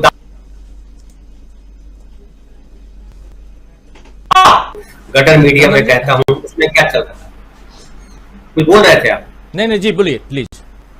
तो वो वही चल रहा है कि जो है ये खत्म हुआ सब, और तरह तरह की बातें, शरद पवार गए, चाचा को भतीजे ने दिया धोखा, वगैरह वगैरह वगैरह। अब लेकिन एक बड़ा झटका तो है, इससे तो इनकार नहीं। लेकिन क्या 2024 के चुनाव में ये जो आए हैं मिलकर के लोग, अब एक महत्वपूर्ण होता है। अब तक हम यही सोचते रहे कि शिंदे जो आए हैं बीजेपी के ऊपर, शिवसेना कमजोर नहीं हुई, और हाथ लेकर के भी बीजेपी, ये बात लगातार हम करते रहे और देखते भी रहे। अब जब शरद पवार जी की पार्टी करके लेके आई है बीजेपी, तो इस धनंजय जी, आपको चाहूंगा, आपकी आवाज बार बार कट रही है, ब्रेक हो रही है। मैं चाहूंगा कि थोड़ा एक बार रिकनेक्ट हो जाए, तब तक मैं आता हूं अमलेंदु जी के पास। एक मिनट जी, ठीक है, अमलेंदु जी के पास आता हूं। अमलेंदु जी, राहुल गांधी की आंधी में, जी राहुल गांधी की आंधी जो धीरे धीरे बन रही है, आज हो सकता है कई लोगों को ये अतिशयोक्ति लगे, कई लोगों को लगे कि बढ़ा चढ़ा के हम लोग राहुल भक्ति में बात कर रहे हैं, लेकिन ये उन लोगों के लिए, आज नोट कर लें, आज 2 जुलाई और रिकॉर्डेड रहता है 2023 को, ये बात मैं बड़ी जिम्मेदारी के साथ कह रहा हूं कि ये आंधी है जो अभी दिखाई कईयों को नहीं दे रही है। इसलिए कह रहा हूं क्योंकि तेलंगाना में जो आज कुछ हुआ, ये शुरुआत नहीं है, शुरुआत मणिपुर से हो चुकी है। जहां बीजेपी की मणिपुर की अध्यक्ष अगर राहुल गांधी की तारीफ कर रही हो तो छोटी मोटी घटना नहीं हो सकती है। बीजेपी की मणिपुर की अध्यक्ष, प्रदेश अध्यक्ष राहुल गांधी की तारीफ कर रही हो तो छोटी मोटी घटना नहीं है। और अगर राहुल गांधी की तारीफ वहां से हो रही है और ये कारवां अगर बढ़ रहा है धीरे धीरे, आप देख रहे हैं, और थोड़ा और बैक में जाइए, पीछे जाइए, तो पटना अपने सुपुत्र के सामने यानी लालू प्रसाद यादव, उसी मंच पर उनके बेटे तेजस्वी यादव थे, लेकिन वो पूरा का पूरा उनका जो वक्तव्य था प्रेस को संबोधित करते हुए वो केंद्रित था राहुल गांधी पर। उतना ही नहीं, वहां के मुख्यमंत्री भी पूरा का पूरा वक्तव्य देते हुए और कहे सीधा अपनी बात के बाद कि राहुल जी आप बोलिए। तो यानी कहीं ना कहीं राहुल गांधी एक ट्रैक पे हैं और जो बीजेपी समझ रही है, और बीजेपी राहुल को पीछे लाने की कोशिश कर रही है, जिसमें वो असफल हो रही है। ये माना जाए क्या अमलेंदु जी? और यहां जो आज तेलंगाना में जो सैलाब था, जन सैलाब था, उससे कितनों की नींद उड़ने वाली है, हराम होने वाली है रात की। हम आप तो जगते ही हैं, हमेशा से आदत है हम लोगों की, 2-4 घंटा सोने की आदत है। लेकिन कितने लोग हैं जो परेशान होंगे? जरा देखिए राजीव जी, ए टीम भी परेशान होगी और बी टीम भी परेशान होगी, दोनों टीमें परेशान होगी। राहुल गांधी जो असल में कर रहे हैं वो ए और बी टीमें जो खेल खेलती हैं, तो राहुल गांधी उसमें बीच का पर्दा हटा दे रहे हैं कि भाई अब कोई बीच का पर्दा नहीं रहेगा, खुल के खेलो और एक ही पाले में खेलो। ऐसा नहीं चलेगा कि ए टीम भी खेले और बी टीम भी खेले। तो ये जो सबसे बड़ा काम राहुल गांधी कर रहे हैं, मुझे लगता है राजीव जी कि ये बहुत बड़ा काम है और ये काफी समय पहले से जो था इस पे काम होना चाहिए था। और अगर काफी समय पहले से इस पे काम हुआ होता तो आज देश की स्थिति जो वो कुछ दूसरी होती। राहुल गांधी जो चीज समझ रहे हैं वो कांग्रेस के और लोग जो थे वो पहले क्यों नहीं समझ पाए। सवाल इस बात का है कि जो चीज राहुल गांधी ने आज पकड़ लिया उसे पहले लोगों ने क्यों नहीं पकड़ा, और राहुल गांधी उस पर ठीक तरीके से काम कर रहे हैं, एकदम बिल्कुल सही तरीके से। हम लोग भी पहले से ये लगातार चर्चा करते रहे कि बीआरएस जो है या टीआरएस जो भी है उसके साथ जो है वो कांग्रेस का गठबंधन नहीं होगा। और हम लोगों की बात जो जैसा आपने कहा कि हम लोग आज आगे कह रहे थे, इसे कहा जाता था कि राहुल भक्ति है, तो हम लोग तो बहुत पहले से इस बात को कह रहे थे कि तेलंगाना में गठबंधन नहीं हुआ किसी भी आदमी, तो भक्ति तो नहीं थी उस समय भी, एनालिसिस था हम लोगों का उस समय भी। और आज भी हमारा एनालिसिस ही है कि जो आंधी राहुल गांधी की उठने वाली है, तो ये आंधी उठने से पहले की जो शांति एक राजीव जी होती है, उसी तरीके की शांति इस समय देश में दिखाई पड़ रही है। तो निश्चित तौर पे ये जो पश्चिमी विक्षोभ उठ रहा है, ये पश्चिमी विक्षोभ जो ये आंधी में बदलेगा, और भारतीय जनता पार्टी इसको समझ चुकी है, क्योंकि उनके जो मौसम वैज्ञानिक हैं और उनके जो मौसम विज्ञान केंद्र है, उन्होंने पता लगा लिया है कि आंधी कब उठने वाली है, और आंधी से बचने के लिए तैयारियां उन्होंने शुरू कर दी हैं। तो अब देखना ये जो आंधी से बचने की जो तैयारियां वो कितनी कारगर होती है, कितनी कारगर नहीं होती है। अब ये जो है वो आंधी से बचने की तैयारियों पर निर्भर करेगा, और आंधी का वेग कितना होता है उस पर निर्भर करेगा। तो जिस तरीके से आज आप मतलब देख रहे हैं तेलंगाना में जो जन सैलाब उमड़ा है, और इसी तरीके से जन सैलाब जो था राहुल गांधी की भारत जोड़ो यात्रा के दौरान भी तेलंगाना में उमड़ा था, बाकी वहां वो यात्रा जो थी वो काफी कम थी, तेलंगाना में काफी कम हिस्से में थी। और दूसरी बात जो राजीव जी खास बात है कि ये जो खम्मम जहां आज राहुल गांधी की रैली है, ये कम्युनिस्टों के प्रभाव। आपको याद यूपीए 1 की सरकार थी और आंध्र प्रदेश उस समय विभाजित नहीं हुआ था, आंध्र प्रदेश में उस समय कांग्रेस की सरकार थी, और मार्क्सवादी कम्युनिस्ट पार्टी और भारतीय कम्युनिस्ट पार्टी का एक बड़ा वहां आंदोलन हुआ था, और उसमें जो थी वहां पुलिस ने गोली चलाई जिसमें कई किसानों की मृत्यु हुई थी। ये वही खम्मम इलाका है। तो वहां अगर इस तरीके से जबरदस्त तरीके से रैली हो रही है तो एक संदेश भी दिया जा रहा है कि अब तेलंगाना सोच किस तरफ रहा है। तो ये जो तेलंगाना से आवाज उठ रही है, और जिस तरीके से तेलंगाना का कर्नाटक हुआ हिस्सा है, और मैंने आपको जब कर्नाटक का चुनाव चल रहा था उस समय बताया, एक चर्चा में कहा भी था, आप वही उस समय कर्नाटक में थे, कि मल्लिकार्जुन खड़गे के क्षेत्र में जो थे रेवंत रेड्डी जो वहां के तेलंगाना के अध्यक्ष वो जाकर के पहुंचे थे और उन्होंने हिंदी में वहां भाषण दिया था। तो यानी कि जो तेल से लगा हुआ हिस्सा है वहां जिस तरीके से तेलंगाना के लोगों ने कर्नाटक में काम किया, उसी तरीके से कर्नाटक के लोग जो है कांग्रेस के, तो तेलंगाना में जाकर के काम करेंगे। और थोड़े रवैया कांग्रेस पार्टी के जो नेता है, अपने जगनमोहन रेड्डी, उनकी बहन जो शर्मिला है, जो तेलंगाना चला रही है, वो DK शिवकुमार से जाकर के बेंगलुरु में मिली थी जी। तो ये रास्ता एक तरीके साफ हुआ था। राहुल साहब एकदम आह्वान किया है कि जो लोग छोड़ के चले गए थे और उनकी आस्था आज भी जो कांग्रेस की नीतियों में है, तो उनको लौट के आने का समय। मुझे लगता है कि राजीव जी, ये तमाम जगहों पे जहां क्षेत्रीय शतक जो थे कांग्रेस से निकल कर गए थे और जिन्होंने क्षेत्रीय दल अपने बनाए और कांग्रेस को जहां जिस तरीके से नुकसान हुआ, मुझे लगता है कि वहां सब जगह जो है एक पुनर्विचार की प्रक्रिया जो अब शुरू होने वाली है। और राहुल गांधी आज जिस साफगोई के साथ बोले हैं, निश्चित तौर पर ये राहुल गांधी की साफगोई जो है, ये देश के अंदर एक बड़ा बदलाव लाने वाली है। लोग आज चाहे इसको कुछ भी समझे, लेकिन तेलंगाना से जो तूफान उठने की और आंधी उठने की जो बात है, वो निश्चित तौर पर देश भर में एक संदेश तो दे रही है। जी, तेलंगाना की बात कर रहे हैं, कुछ साथी लिख रहे हैं, सर रैली मत बोलिए, रैला बोलिए। यानी कि तेलंगाना में जो कुछ है, जो सुनामी है, जो तूफान है, जो भी कह लें, तूफान तो वहां था। और एक बार फिर से आना चाहता हूं धनंजय जी आपके पास।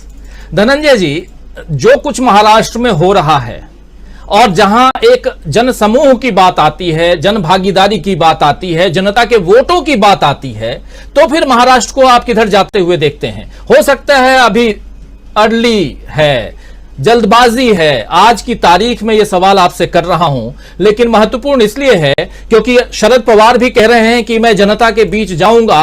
5 लोगों के साथ हमने अपनी पार्टी खड़ी की थी, एनसीपी, और मुझे ये अनुभव है कि कैसे पार्टी खड़ी की जाती है। और धीरे धीरे कुछ ऐसे ट्वीट्स और ऐसे बयान भी आ रहे हैं लोगों के जो कह रहे हैं कि हम शरद पवार के साथ हैं। चलिए, लेकिन कौन नेता किसके साथ है ये मायने नहीं रखता। और यहां वॉशिंग मशीन तो एक बनी हुई है ही, जहां सब धुल के बिल्कुल साफ होके आ जाते हैं। और प्रधानमंत्री नरेंद्र मोदी तो कह ही चुके हैं कि जितने भ्रष्टाचारी हैं वो जेल जाएंगे। तो भ्रष्टाचारी तो जेल जा ही रहे हैं, वो भी दिखाई दे ही रहा है, ये आप लोग कह चुके हैं। अब यही है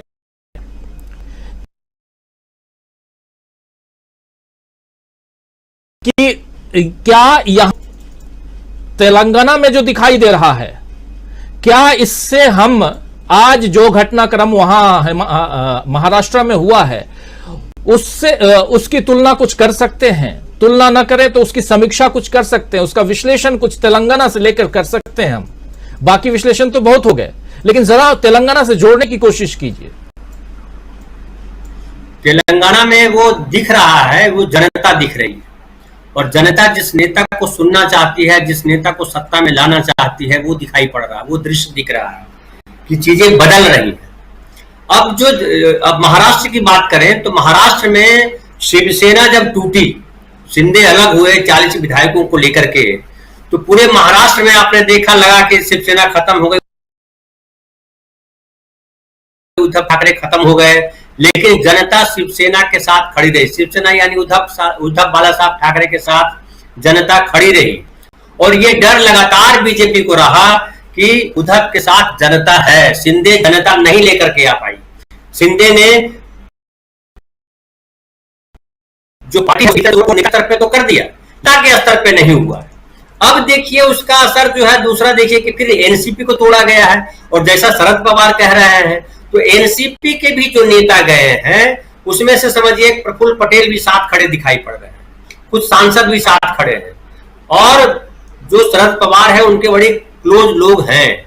लेकिन जो महाराष्ट्र के जो महत्वपूर्ण और नेता है, जैसे जितेंद्र आव्हाड का नाम आता है, जैसे जयंत पाटिल का नाम आता है जो अभी अध्यक्ष है उनकी पार्टी के, और भी कई सारे नेता आते हैं, और खुद शरद पवार हैं और सुप्रिया सुले हैं।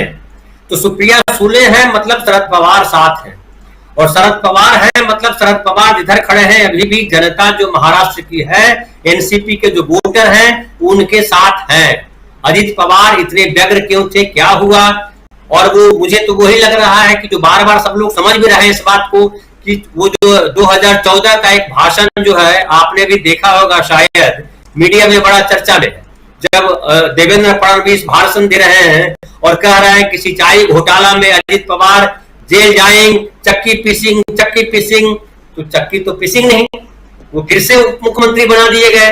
अब हो सकता है उप मुख्यमंत्री बनने के बाद वहां लोग मंत्री से बैठ के चक्की पीसते होंगे, जो आटा बनता होगा उससे मोदी जी और अमित शाह उससे पूरी और सब्जी खाते होंगे तो बात दूसरी है, उनके लिए चक्की पीस रहे होंगे मंत्री बन के लोग, तो हो सकता है। लेकिन जनता जो है इस बार चक्की उन लोगों को पीस देगी जो वोट तो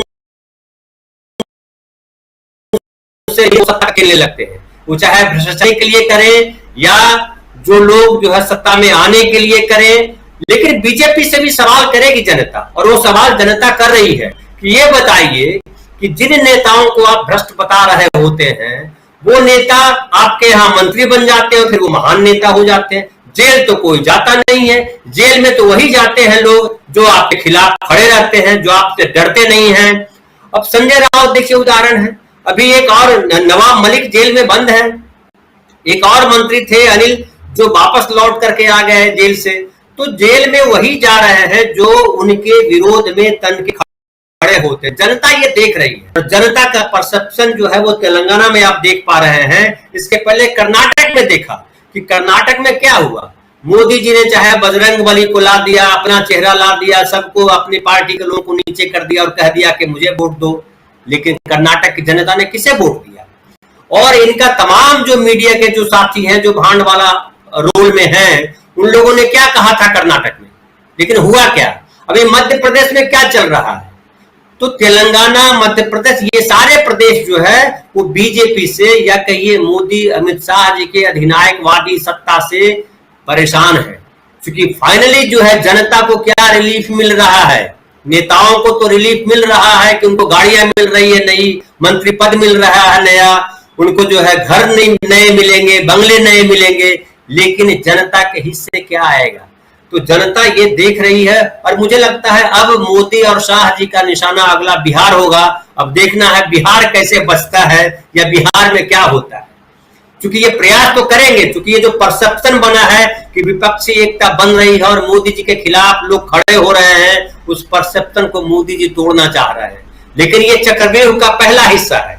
दूसरा हिस्सा जो बनता है, जहां जनता खड़ी है, जहां कांग्रेस पार्टी राहुल गांधी के साथ खड़ी है और जहां जनता और राहुल गांधी खड़े हैं, क्या वो चक्रव्यूह टूट पाएगा?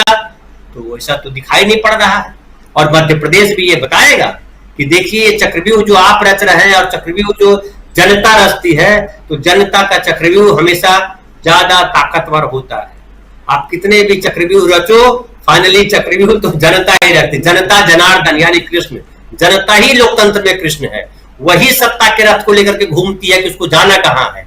धनंजय जी जरा चक्की पिसिंग सुन लेते हैं, आप कह रहे थे जरा सुन लेते हैं, उनकी जुबानी सुन लेते हैं। ये 2019 में या 2014 आप बोल रहे हैं, लेकिन देखिए कैसे राजनीति में कहा जाता है कि कोई ना दोस्त होता है ना दुश्मन होता है।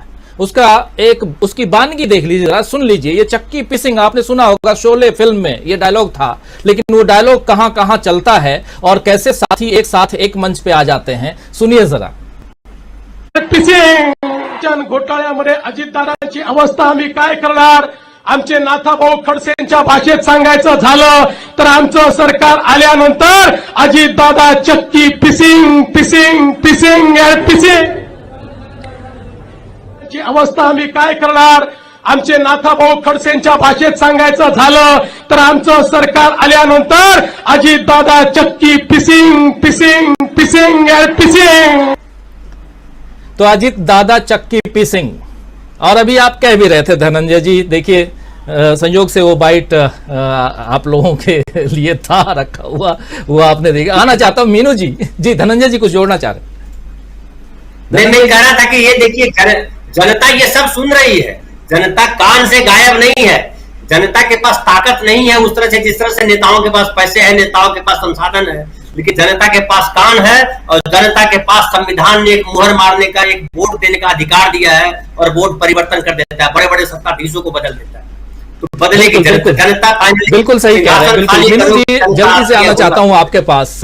बहुत घटनाक्रम बहुत तेजी से बदल रहा है और शायद ये हम 2024 तक ऐसे ही घटनाक्रमों के साक्षी रहेंगे और ऐसे ही अपने प्रोग्राम के जरिए हमारे तमाम साथियों तक हम पहुंचाएंगे इन तमाम घटनाक्रमों को। आपसे समझना चाहता हूं, जरा फिर से मैं जनता के बीच जाने वाले नेताओं से कनेक्ट करना चाहता हूं।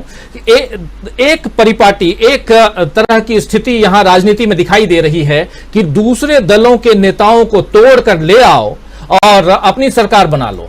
कर्नाटक में हमने देखा, हमने देख लिया मध्य प्रदेश में, जहां ज्योतिरादित्य सिंधिया आज खुद अपने घर में ना इधर के रहे ना उधर के रहे, ना इस घर के रहे ना उस घर के रहे, एक घर तो आप त्याग के चले गए थे, मतलब कांग्रेस पार्टी। उसके बाद आज बीजेपी में हालत ऐसी है कि बीजेपी के लोग कहते हैं इनके कारण हम हारने जा रहे हैं। तो देख लेना, घर के रहे ना घाट। और कर्नाटक में उसका हम लोगों ने देख लिया, रिजल्ट देख लिया। तेलंगाना से राहुल गांधी हुंकार भर रहे हैं, लेकिन एक प्रयोगशाला के रूप में आज की तारीख में महाराष्ट्र है। और क्या महाराष्ट्र में भी वही गति होने जा रही है? होगी, क्योंकि अगले साल चुनाव है, साल भर बाद महाराष्ट्र में भी चुनाव होगा, विधानसभा का चुनाव, 288 सीटें, उसके लिए चुनाव भी है। जब लोकसभा का चुनाव हो जाएगा उसके बाद, तो क्या यहां से हम राजनीति की एक दूसरी धारा देखेंगे, जिस राजनीति की धारा को आगे बढ़ाने की कोशिश कर रहे हैं राहुल गांधी, जहां जन समर्थन है। और ये बात राजनेताओं को भी समझना होगा आज न कल कि आपकी सरकार जनता की भागीदारी से बनती है। आप ऐसे तोड़ के, आप ऐसे धमका के, डरा के, वॉशिंग मशीन में डाल के, या ईडी भेज करके, सीबीआई भेज के, आईटी रेड करवा करके अपनी सरकार चला तो बना तो लेंगे, लेकिन जनता सब देख रही है। और अगली दफा जब आप आओगे तो आपको धूल चटाएगी। क्या ये पैगाम वहां तक जाना चाहिए मीनू जी, जो लोग आज ऐसा कर रहे हैं? देखिए राजीव जी, पैगाम तो जरूर पहुंचेगा इसका। और कर्नाटक का बहुत बड़ा हिस्सा महाराष्ट्र से लगता है, उनमें अक्सर सीमा विवाद भी अभी तक जारी है। इतने साल हो गए पुनर्गठन हुए हुए, लेकिन उसके बाद भी वहां जारी है। देखिए, इसमें सबसे बड़ी बात तो कांग्रेस के लिए एक पॉजिटिव संदेश ये है इस महाराष्ट्र के सारे प्रकरण में कि कांग्रेस जो तीसरे नंबर का विपक्षी दल था वहां पे, तो अब कांग्रेस जो है 45 सीट के साथ पहले नंबर का विपक्षी दल बन गया है। शिवसेना में विभाजन हो गया, वहां एक हिस्सा सरकार के साथ है, बाकी के कुछ मिनिस्क्यूल नंबर है। ऐसी अभी शरद पवार के साथ हुआ है, जो एनसीपी के साथ हुआ है। इसमें दूसरी बात यह है जो महत्वपूर्ण है कि देखिए, शिंदे जो है, जो भाली है, उनको अब यूज एंड थ्रो किया जाएगा। भाजपा ने उनको यूज करके देखा, गुवाहाटी मॉडल लाए वो लोग, लेकिन गुवाहाटी मॉडल पूरी तरह फेल हो गया। क्योंकि देखिए, आज आप 9 मंत्रियों ने शपथ ले ली एक साथ, एनसीपी के जो गुट आया है, इससे एक साथ ले ली शपथ। और जो शिंदे के ग्रुप के जो नेता थे, जो 40 से ऊपर नेता एक साथ आए थे, वो तो इसी उम्मीद में आए थे कि हम पता नहीं कितने सारे लोग इनमें से मंत्री बनेंगे, तो वो कब से गुहार लगा रहे हैं, उनको नहीं तरसाया जा रहा है, नहीं मंत्री पद दिया जा रहा है।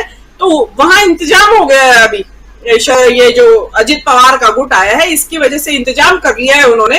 और अब दे विल किक आउट, ये शिंदे को किक आउट करेंगे। खबरें ऐसी भी है कि उनको सेंटर में मिनिस्टर बनाया जा रहा है शिंदे को। अगर शिंदे सेंटर में मिनिस्टर बन गए तो महाराष्ट्र की राजनीति खत्म। क्या रह गया शिंदे का फिर महाराष्ट्र में? इसी तरह प्रफुल्ल पटेल की भी खबर है कि वो सेंटर में मिनिस्टर बनाया जाएगा। देखिए, वैसे ये जो घटना अगर देखी जाए तो ये छोटी घटना नहीं है शरद पवार के लिए। शरद पवार देखिए, एक बार धोखा खा सकते हैं, अजित पवार ने जब अर्ली मॉर्निंग शपथ ली, लेकिन दोबारा फिर धोखा खा जाए, ये बात मुझे जरा गले नहीं उतरती है। मेरा अपना पर्सनल व्यू ऐसा है कि ये और फिर आप कह रहे थे कि वे पिछली बार तो गुगली फेंकी थी, तो अब वो ऐसा, अब दूसरी बार क्या हुआ है? ये गुगली फेंकी है या क्या किया है? अगर शरद पवार ने गुगली फेंकी है तो बड़ी अच्छी बात है इस देश के लिए भी, इस देश के भविष्य में भी ये अच्छा पैगाम आएगा। लेकिन मुझे ऐसा लगता नहीं है, क्योंकि शरद पवार ने जो अभी देखिए, शरद पवार खुद उम्र के उतार पे हैं और बहुत लंबा से उम्र ऊपर उनके, बीमार भी हैं वो। और सुप्रिया सुले जो है वो एज ए लीडर वो इतना ज्यादा प्रभाव नहीं दिखा पाई है पार्टी के ऊपर, क्योंकि पिता की वो वारिस है, इसलिए ठीक है। लेकिन अब ये देखिए कि जो अजित पवार के साथ गए हैं, उसमें बहुत बड़े बड़े कद्दावर नेता, जो राइट हैंड है, राइट एंड लेफ्ट हैंड जिसको कहेंगे शरद पवार के, प्रफुल्ल पटेल, छगन भुजबल, अकल्पनीय जिनका जाना कि वो उनके साथ चले गए हैं। तो इसके बाद शरद पवार जो बात कर रहे हैं कि हम दोबारा रिवाइव कर लेंगे पार्टी को, मुझे ऐसा लगता नहीं है। बेटर होगा कि शरद पवार या खुद ना जाए, अपनी बेटी के साथ एनसीपी का विलय कांग्रेस में कर दे, भविष्य भी बचा रहेगा। और क्योंकि कांग्रेस का भविष्य उज्जवल है, तो भैया जो भाग रहा है उसके आगाड़ी भागना शुरू कर दो। तो कहता भागते के आगाड़ी ठहरते के पिछाड़ी, तो वो ज्यादा रहेगा। और मुझे लगता है निकट भविष्य में, देखिए इमीडिएट तो नहीं होगा ये सब घटनाक्रम, मुझे ऐसा लगता है, क्योंकि कांग्रेस के दिनमान अच्छे चल रहे हैं आजकल। तो पता चला कि जो शरद पवार गए थे छोड़ के पार्टी, वो ही वापस आ गए। हो सकता है ये कॉल तेलंगाना के जरिए महाराष्ट्र में भी भेजी हो राहुल गांधी ने कि वापस आ जाए। ऐसा तो है नहीं कि उनकी कॉल तेलंगाना स्पेसिफिक तो है नहीं राहुल गांधी की कि खाली तेलंगाना के लोग आ जाए वापस जो छोड़ के गए पार्टी।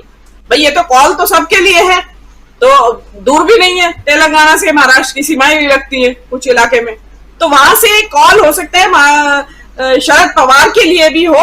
और अगर ये है तो अच्छी बात है, लेकिन ये है कि इससे ये एक जो सुप्रीम कोर्ट की, इसमें मैं मानूंगी कि इनमें उन्होंने जो ढुलमुल फैसला दिया था ये विधायकों के बारे में शिवसेना के, ये उसके नतीजे में जो ये बड़ी हिम्मत इसकी अजित पवार ग्रुप की, या जैसे भी उसका जो भी जिसने भी ये किया है, तो वो उसकी वजह से एक नई किस्म की राजनीति शुरू हो गई है कि उठो वहां चल दो, बोरिया बिस्तर उठा के, कोर्ट में कुछ आपका बिगाड़ नहीं सकता, कोई नहीं बिगाड़ सकता, स्पीकर आपका है और कोर्ट कुछ बिगाड़ नहीं सकता। तो मर्जी जहां देखा तवा परात वहीं बिताई सारी रात करके, और फिर आ जाओ वहां से खा के दावत खा के फिर वापस आ जाओ जब आपका पेट भर जाए।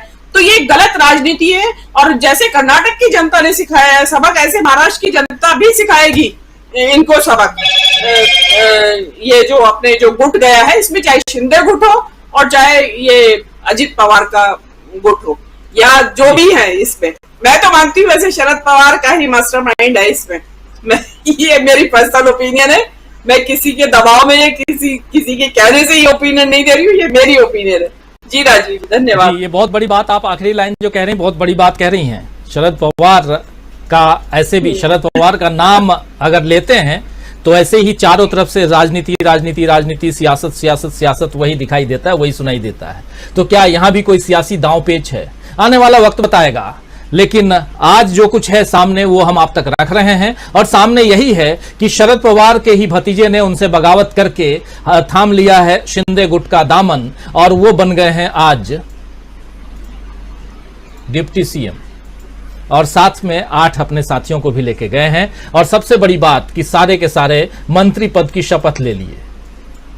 तो बिल्कुल रात को सोए कुछ और, सुबह उठे तो मंत्री पद जेब में, इससे अच्छा क्या हो सकता है? देखिए भाग्य ऐसे पलटता है। अभी तक आप विपक्ष में थे और देखिए सब कुछ चांदी। लेकिन उधर से राहुल गांधी भी जो आवाज लगा रहे हैं और जो आप कह रही हैं मीनू जी, जरा उसी चीज को आगे बढ़ाते हैं। और प्रोफेसर अखिल स्वामी जी आपके पास आता हूं। स्वामी जी, क्या जो राहुल गांधी संदेश दे रहे हैं कि जो भी आना चाहे हमारी विचारधारा, सेकुलर छवि वाले नेता, और इसमें कोई दो राय नहीं है कि शरद पवार सेकुलर छवि वाले नहीं हैं, वो क्या ये पैगाम उनके लिए भी है कि आना चाहे तो आप भी आ जाइए, विलय कर लीजिए? कभी ममता बनर्जी कह रही थी कांग्रेस में विलय कर लो, कांग्रेस का विलय कर लो टीएमसी में, ज्यादा पुरानी बात नहीं है, भारत जोड़ो यात्रा शुरू करने से पहले की बात है। और अब भारत जोड़ो यात्रा के बाद से परिस्थितियां देखिए कैसे बदल रही हैं। ये चक्र जो है वो बदल रहा है, और बदलते हुए चक्र में राहुल गांधी ये पैगाम भेज रहे हैं कि जिनको आना है आ जाओ। ये पैगाम कितनी दूर तक भेजा गया है, जरा इसकी समीक्षा करना चाहता हूं प्रोफेसर अखिल स्वामी जी। देखिए, वास्तविकता में राजीव जी अगर आप देखें, हमारे पुरातन काल से हमेशा से जब भी कोई युद्ध हुआ है उसमें जीत किसकी हुई है? सत्य की जीत हुई है और प्रेम की जीत हुई है, और जिधर धर्म था उधर जीत हुई है। चाहे वो रामायण काल को देख लीजिए, महाभारत काल को देख लीजिए, और मैं देख रहा हूं उसकी पुनरावृत्ति हो रही। आप देखिए, भगवान श्री राम के साथ सेना थी और रावण के साथ बिल्कुल अक्षौणी सेना थी, बड़ी भीषण सेना थी। यही हुआ जबकि महाभारत हुआ। महाभारत काल में एक तरफ केवल पांडव थे और दूसरी तरफ जो थे पूरी सेना थी कृष्ण की, और सेना जो थी पांडवों की सेना से बहुत बड़ी थी। आपने ये भी देखा कि पांडव की जीत इसलिए हुई कि उनके साथ सत्य था, धर्म था। जो भगवान श्री कृष्ण थे वो धर्म और सत्य के प्रतीक थे। धर्म के प्रतीक क्यों थे? क्योंकि उन्होंने नारी की अस्मिता के लिए लड़ाई लड़ी थी, क्योंकि उन्होंने अधर्म के नाश के लिए लड़ाई लड़ी थी। तो वास्तविकता में मैं कोई अतिशोक्ति नहीं कर रहा हूं, इसे कृपा करके अतिशोक्ति न समझे। आज के तारीख में जो राहुल गांधी लड़ाई लड़ रहे हैं, एकमात्र योद्धा हैं। इसीलिए विपक्ष के सारे नेताओं ने राहुल गांधी को अपना नेता मान लिया है, जो 7 महीने पहले तक राहुल गांधी को नेता ही मानने को तैयार नहीं थे।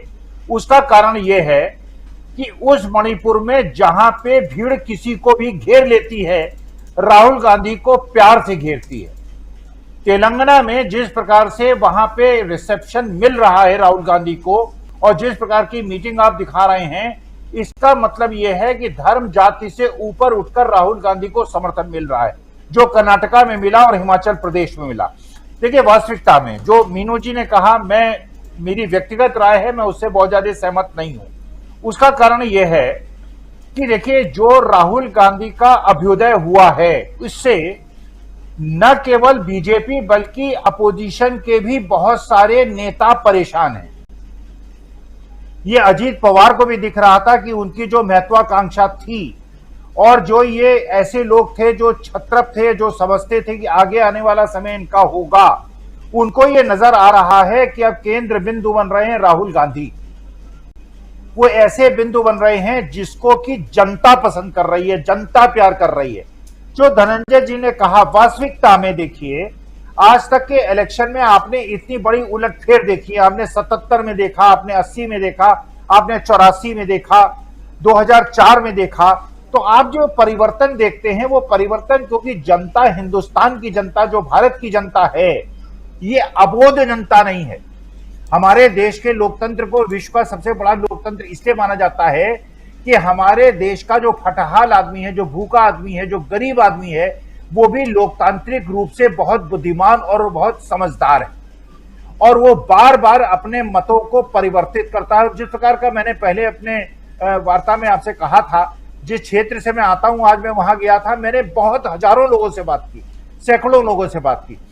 इतनी भयंकर हवा है, इतनी भयंकर हवा है बीजेपी के अगेंस्ट कि उत्तर प्रदेश में भी आप आशा नहीं कर सकते कि वहां भी बीजेपी को सीटें निकालना मुश्किल हो जाएगा। क्योंकि आज की तारीख में धर्म जो है, जो नारी की अस्मिता है, जो पहलवानों की अस्मिता है, जो मणिपुर के लोगों की अस्मिता है, वो राहुल गांधी के साथ जुड़ गई है।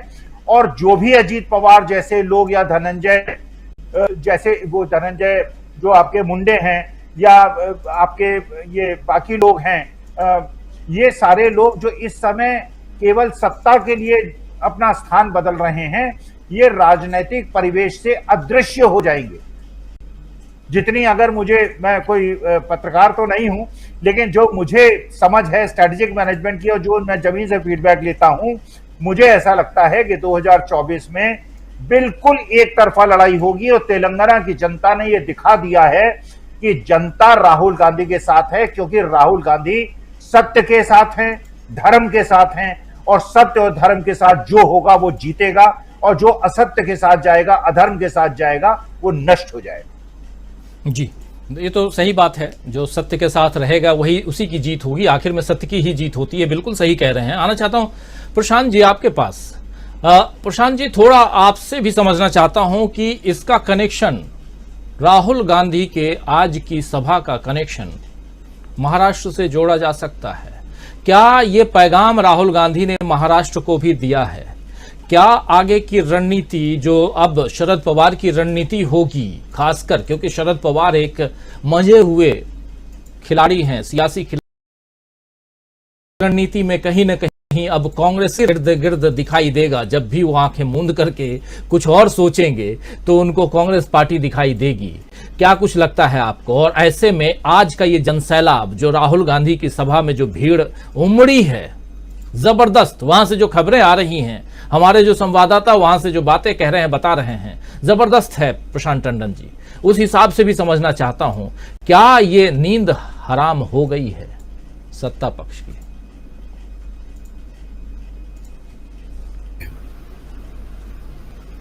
बीजेपी का एक ही एमएलए है तेलंगाना में, और जो बीआरएस के टीआरएस वो गए थे कोई कई 100 गाड़ियों का काफिला लेके महाराष्ट्र, और उनके पीठ पीछे वहां पे ये हो रहा है। और महाराष्ट्र में अब जिसको कहते हैं ना कि खेत ही गोड़ दिया गया है, अब वहां पे क्या राजनीति होगी, इतना कंफ्यूजन है। 2 एनसीपी हैं, 2 शिवसेना है, तो कौन सी शिवसेना क्या है, मतलब वो बड़ा अजीब सा एक वहां पे वो होगा। लेकिन जो सबक सीखने वाला है पवार साहब के लिए भी, क्योंकि मैंने पवार साहब की राजनीति लंबे समय से देखी है। पवार साहब ने काम तो नहीं किया है कि मूल सिद्धांतों से कभी समझौता नहीं किया है, वो गुगली फेंकते हैं। ये उनकी आदत है कि वो कोई ना कोई 3 तिकड़म, कोई कंफ्यूजिंग सिग्नल ये जरूर करते हैं वो, लेकिन मूल रूप से एक जो संवैधानिक सेकुलरिज्म, गांधीवाद, इसके इर्द गिर्द ही उनकी राजनीति रही है। इसमें कभी उन्होंने कॉम्प्रोमाइज नहीं किया। यानी वो कांग्रेस से बाहर गए भी, जब अलग पार्टी बनाई, तो एक बार भी उन्होंने बीजेपी के साथ औपचारिक रूप से समझौता नहीं किया। उनके पास विकल्प था, उन्होंने किया, पवार साहब ने नहीं किया। और जिस सोनिया गांधी का विदेशी मूल का इशू उठा के गए, उन्हीं की पार्टी से समझौता किया और यूपीए में शामिल हुए। तो ये राजनीति शरद पवार की रही है, सिद्धांतिक। अब उनको सोचना क्या है, देखिए, और केवल पवार की बात नहीं कर रहा हूं मैं, तमाम पॉलिटिकल पार्टीज की मैसेज है जो राहुल गांधी दे रहे हैं कि आपको, अभी तक राहुल गांधी की आलोचना क्या होती थी, प्रैक्टिकल पॉलिटिक्स नहीं करते, विचारधारा और आइडियलिज्म की बात करते हैं। आज अगर कांग्रेस बच पा रही है और कांग्रेस आगे बढ़ पा रही है, उसकी वजह यही है कि वो बीजेपी को सिर्फ पॉलिटिकल लड़ाई या शिकस्त देने के मूड में नहीं है, वो बीजेपी के खिलाफ वैचारिक लड़ाई लड़ रही है। राहुल गांधी की कांग्रेस वैचारिक चुनौती दे रही है आरएसएस बीजेपी को, सिर्फ राजनीतिक गुणाभाग से नहीं कर रहे हैं वो काम। ये बात बाकी लोगों को समझनी चाहिए। पवार साहब राजनीतिक गुणाभाग बहुत बढ़िया करते हैं, लेकिन अगर उन्होंने अपने पार्टी में वैचारिक भी समावेश किया होता, विचार का भी, तो उससे क्या होता राजीव जी, कि नेता गए भी जो, उनकी जमीन खिसक जाती। आज कांग्रेस का जो वर्कर है वो राहुल गांधी से कनेक्टेड है वैचारिक रूप से। बीच के नेता भले ही ना हो, कल को ये बीच के नेता कहीं कूद के जाते भी हैं तो उनके पीछे कार्यकर्ता नहीं होगा, उनके पीछे जिंदाबाद करने वाला, झंडा लेके चलने वाला कोई नहीं होगा, क्योंकि वैचारिक कनेक्ट राहुल गांधी ने अपनी पार्टी से बना लिया है। पवार साहब ने भी अगर यही वैचारिक कनेक्ट बनाया होता तो अजीत पवार चले तो गए, लेकिन उनकी दरी नीचे से खिसक जाती। और अभी भी मैं मानता हूं कि वो जब चुनाव को फेस नहीं कर पाएंगे। सबसे इसमें इंटरेस्टिंग बात, जिस तरह मीनू जी इशारा कर रही थी, उसको मैं कहना चाहता हूं कि सबसे एडवांटेज में इस वक्त जो है महाराष्ट्र की पॉलिटिक्स में, वो शिवसेना है, क्योंकि एक नाथ शिंदे इररिलेवेंट हो गए। 40 मेंबर हैं एक नाथ शिंदे के, और अब अजीत पवार भी क्लेम कर रहे हैं 40। 21 मेंबर बाकी हैं जो अन्य हैं, और बीजेपी के पास है 105। तो शिंदे के बगैर भी ये सरकार मेजॉरिटी में है, अगर वो 40 की बात सही है। तो अब शिंदे महाराष्ट्र की पॉलिटिक्स में इररिलेवेंट हो गए। वो एक ऐसा कमजोर इंजन आगे पटरी पर है जिसके पीछे 2 बहुत बड़े हार्स पावर के इंजन है, और किसी भी दिन वो पटरी से उतर जाएंगे। और मैं देख रहा हूं, जो आप कह रहे हैं कि पिक्चर अभी बाकी है, वो पिक्चर बाकी मुझे जो दिखाई दे रही है, वो ये दिखाई दे रही है कि बहुत जल्द वहां पे देवेंद्र फडणवीस यानी बीजेपी का मुख्यमंत्री होगा, जिसकी पूरी भूमिका बन चुकी है नंबर गेम के हिसाब से। अब उनको शिंदे की जरूरत नहीं है। तो बहुत जल्दी वहां बीजेपी का जो है वो मुख्यमंत्री देखा जाएगा। अब शिंदे साहब केंद्र में रहें कहीं और रहें वो अलग बात है। तो इसलिए मैं कह रहा हूं कि सबसे एडवांटेज में जो है वो शिवसेना है, कि उनकी पार्टी जो तोड़ के गया वो इररिलेवेंट हो गया, चुनाव से पहले ही इररिलेवेंट हो गया। तो ये होने जा रहा है राजीव जी चुनाव वहां पे। बहुत बहुत बड़ी बात आप कह रहे हैं। पिक्चर क्यों बाकी है, क्यों हम लिख रहे हैं महाराष्ट्र में पिक्चर बाकी? इसलिए क्योंकि अंधे गुट की जो शिवसेना है वो इररिलेवेंट है। हमारे साथ धनंजय कुमार जी भी जुड़ गए हैं। धनंजय जी, आपसे भी समझना चाहूंगा, आप सुन रहे थे अभी प्रशांत टंडन जी को, बहुत इंपॉर्टेंट बात यहां कह रहे थे कि 105 सीटें बीजेपी की, 21 सीटें अन्य की, 40 सीटों का दावा कर रहे हैं एनसीपी के अब अजीत पवार। तो 145 सीटें चाहिए सरकार बनाने के लिए और उससे ज्यादा सीटें ऑलरेडी फडणवीस साहब और अजीत पवार और अन्य को मिला के हो जा रही हैं। तो शिवसेना की जरूरत क्या? क्या ये शिवसेना इसीलिए अजीत पवार को लाया गया है? और क्या इस खेल में कहीं ना कहीं शरद पवार जी भी शामिल हैं? धनंजय जी, आपसे बेहतर कौन बता सकता है? देखिए, शरद पवार जिस तरह के पॉलिटिशियन है, वो हार में भी और जीत में भी दोनों में ही अपनी राजनीति कर लेते हैं। शरद पवार की बड़ी खासियत है, वो दोनों तरफ, आप किधर भी रखिए, दाएं भी उनकी बारी है, उनकी बाजी है, बाएं भी उनकी बाजी है। शरद पवार इस तौर पे जाने जाते हैं, वो कभी हारते नहीं है। अब बात आई, बड़ा सही बोल रहे थे प्रशांत भाई कि इसमें सबसे ज्यादा फायदा तो शिवसेना को है, उद्धव ठाकरे को है। कि अब शिंदे जो है, जब जाहिर है साइड लाइन किए जाएंगे, उसका फायदा मिलेगा। और उसकी वजह है, देखिए अभी जो कहा मोदी जी ने कि भ्रष्टाचार, जो भ्रष्टाचारी होंगे उनको हम जेल में बंद करेंगे, छोड़ेंगे नहीं, ये गारंटी देते हैं। तो मुझे एक और दिखाई पड़ रहा है, अगर पॉसिबल है, संभव है, ऐसा मुझे लग रहा है, तो अभी 16 विधायक जो विधानसभा अध्यक्ष के द्वारा अयोग्य करार दिए जाने हैं, वो 16 विधायक जो है वो शायद ये हों जिसमें शिंदे भी शामिल है। वैसी परिस्थिति में ये प्रयास किया जाएगा चेहरा साफ करने का, हो सकता है उसमें से कुछ लोगों को बंद कर दिया जाए जेल में, कि देखिए हमने भ्रष्टाचारियों को बंद कर दिया, ऐसा भी हो सकता है। क्योंकि जो बीजेपी की राजनीति है वो किसी लेवल पे कोई कोना इनसे छूटा हुआ नहीं है। ये नहीं कह सकते कि इधर, अरे यार इधर तो गंदगी वाला पार्ट है, इधर नहीं जाना है, इधर मंदिर वाला पार्ट है, इधर नहीं जाना है। वो हर तरफ जाते हैं, हर तरफ जा सकते हैं, वो मंदिर में भी जा सकते हैं, गंदगी में भी जा सकते हैं। तो वैसे में मुझे लग रहा है कि शिंदे जो है किनारे तो किए ही जाएंगे, लेकिन ये भी हो सकता है कि भ्रष्टाचार के नाम पे कुछ लोगों को बंद कर दे। लेकिन सारी कवायद मुझे लगता है कि 2024 में महाराष्ट्र में जिस तरह की स्थिति है, अभी मैं देख पा रहा हूं कि वहां जो है एनसीपी के दफ्तरों में थोड़े झगड़े शुरू हो गए हैं। उनके फोटो हटा दिए, जहां पे जो ओथ लेने वाले नेता है उनके फोटो हैं। तो ये लड़ाई चलेगी और मुझे लगता है कि शरद पवार आसानी से हार नहीं मानेंगे। और महाविकास आघाड़ी जैसे शिंदे के जाने के बाद भी बचा हुआ है, वैसे ही मुझे लगता है अजीत पवार के जाने के बाद भी बचा रहेगा। लेकिन इस बीच एक जो सबक के तौर पे मैं देख रहा हूं कि कांग्रेस पार्टी के लिए ये है मजबूती से कि कांग्रेस को खुद को मजबूत करना है। और जिस तरह से राहुल गांधी की तेलंगाना की रैली है, जिस तरह से जो है वो कोशिश कर रहे हैं पूरे साउथ में, पूरे दक्षिण भारत में, और जिस तरह से मध्य प्रदेश में चल रहा है, जिस तरह से राजस्थान में प्रयास चल रहा है, जिस तरह से बाकी प्रदेशों में प्रयास चल रहा है, उससे कांग्रेस पार्टी मजबूत होगी। और ये मजबूती फाइनली जो है जनता के सामने ये परसेप्शन गढ़ने में कामयाब होगी, मजबूती कि मोदी जी को हटाया जा सकता है, मोदी जी का विकल्प है।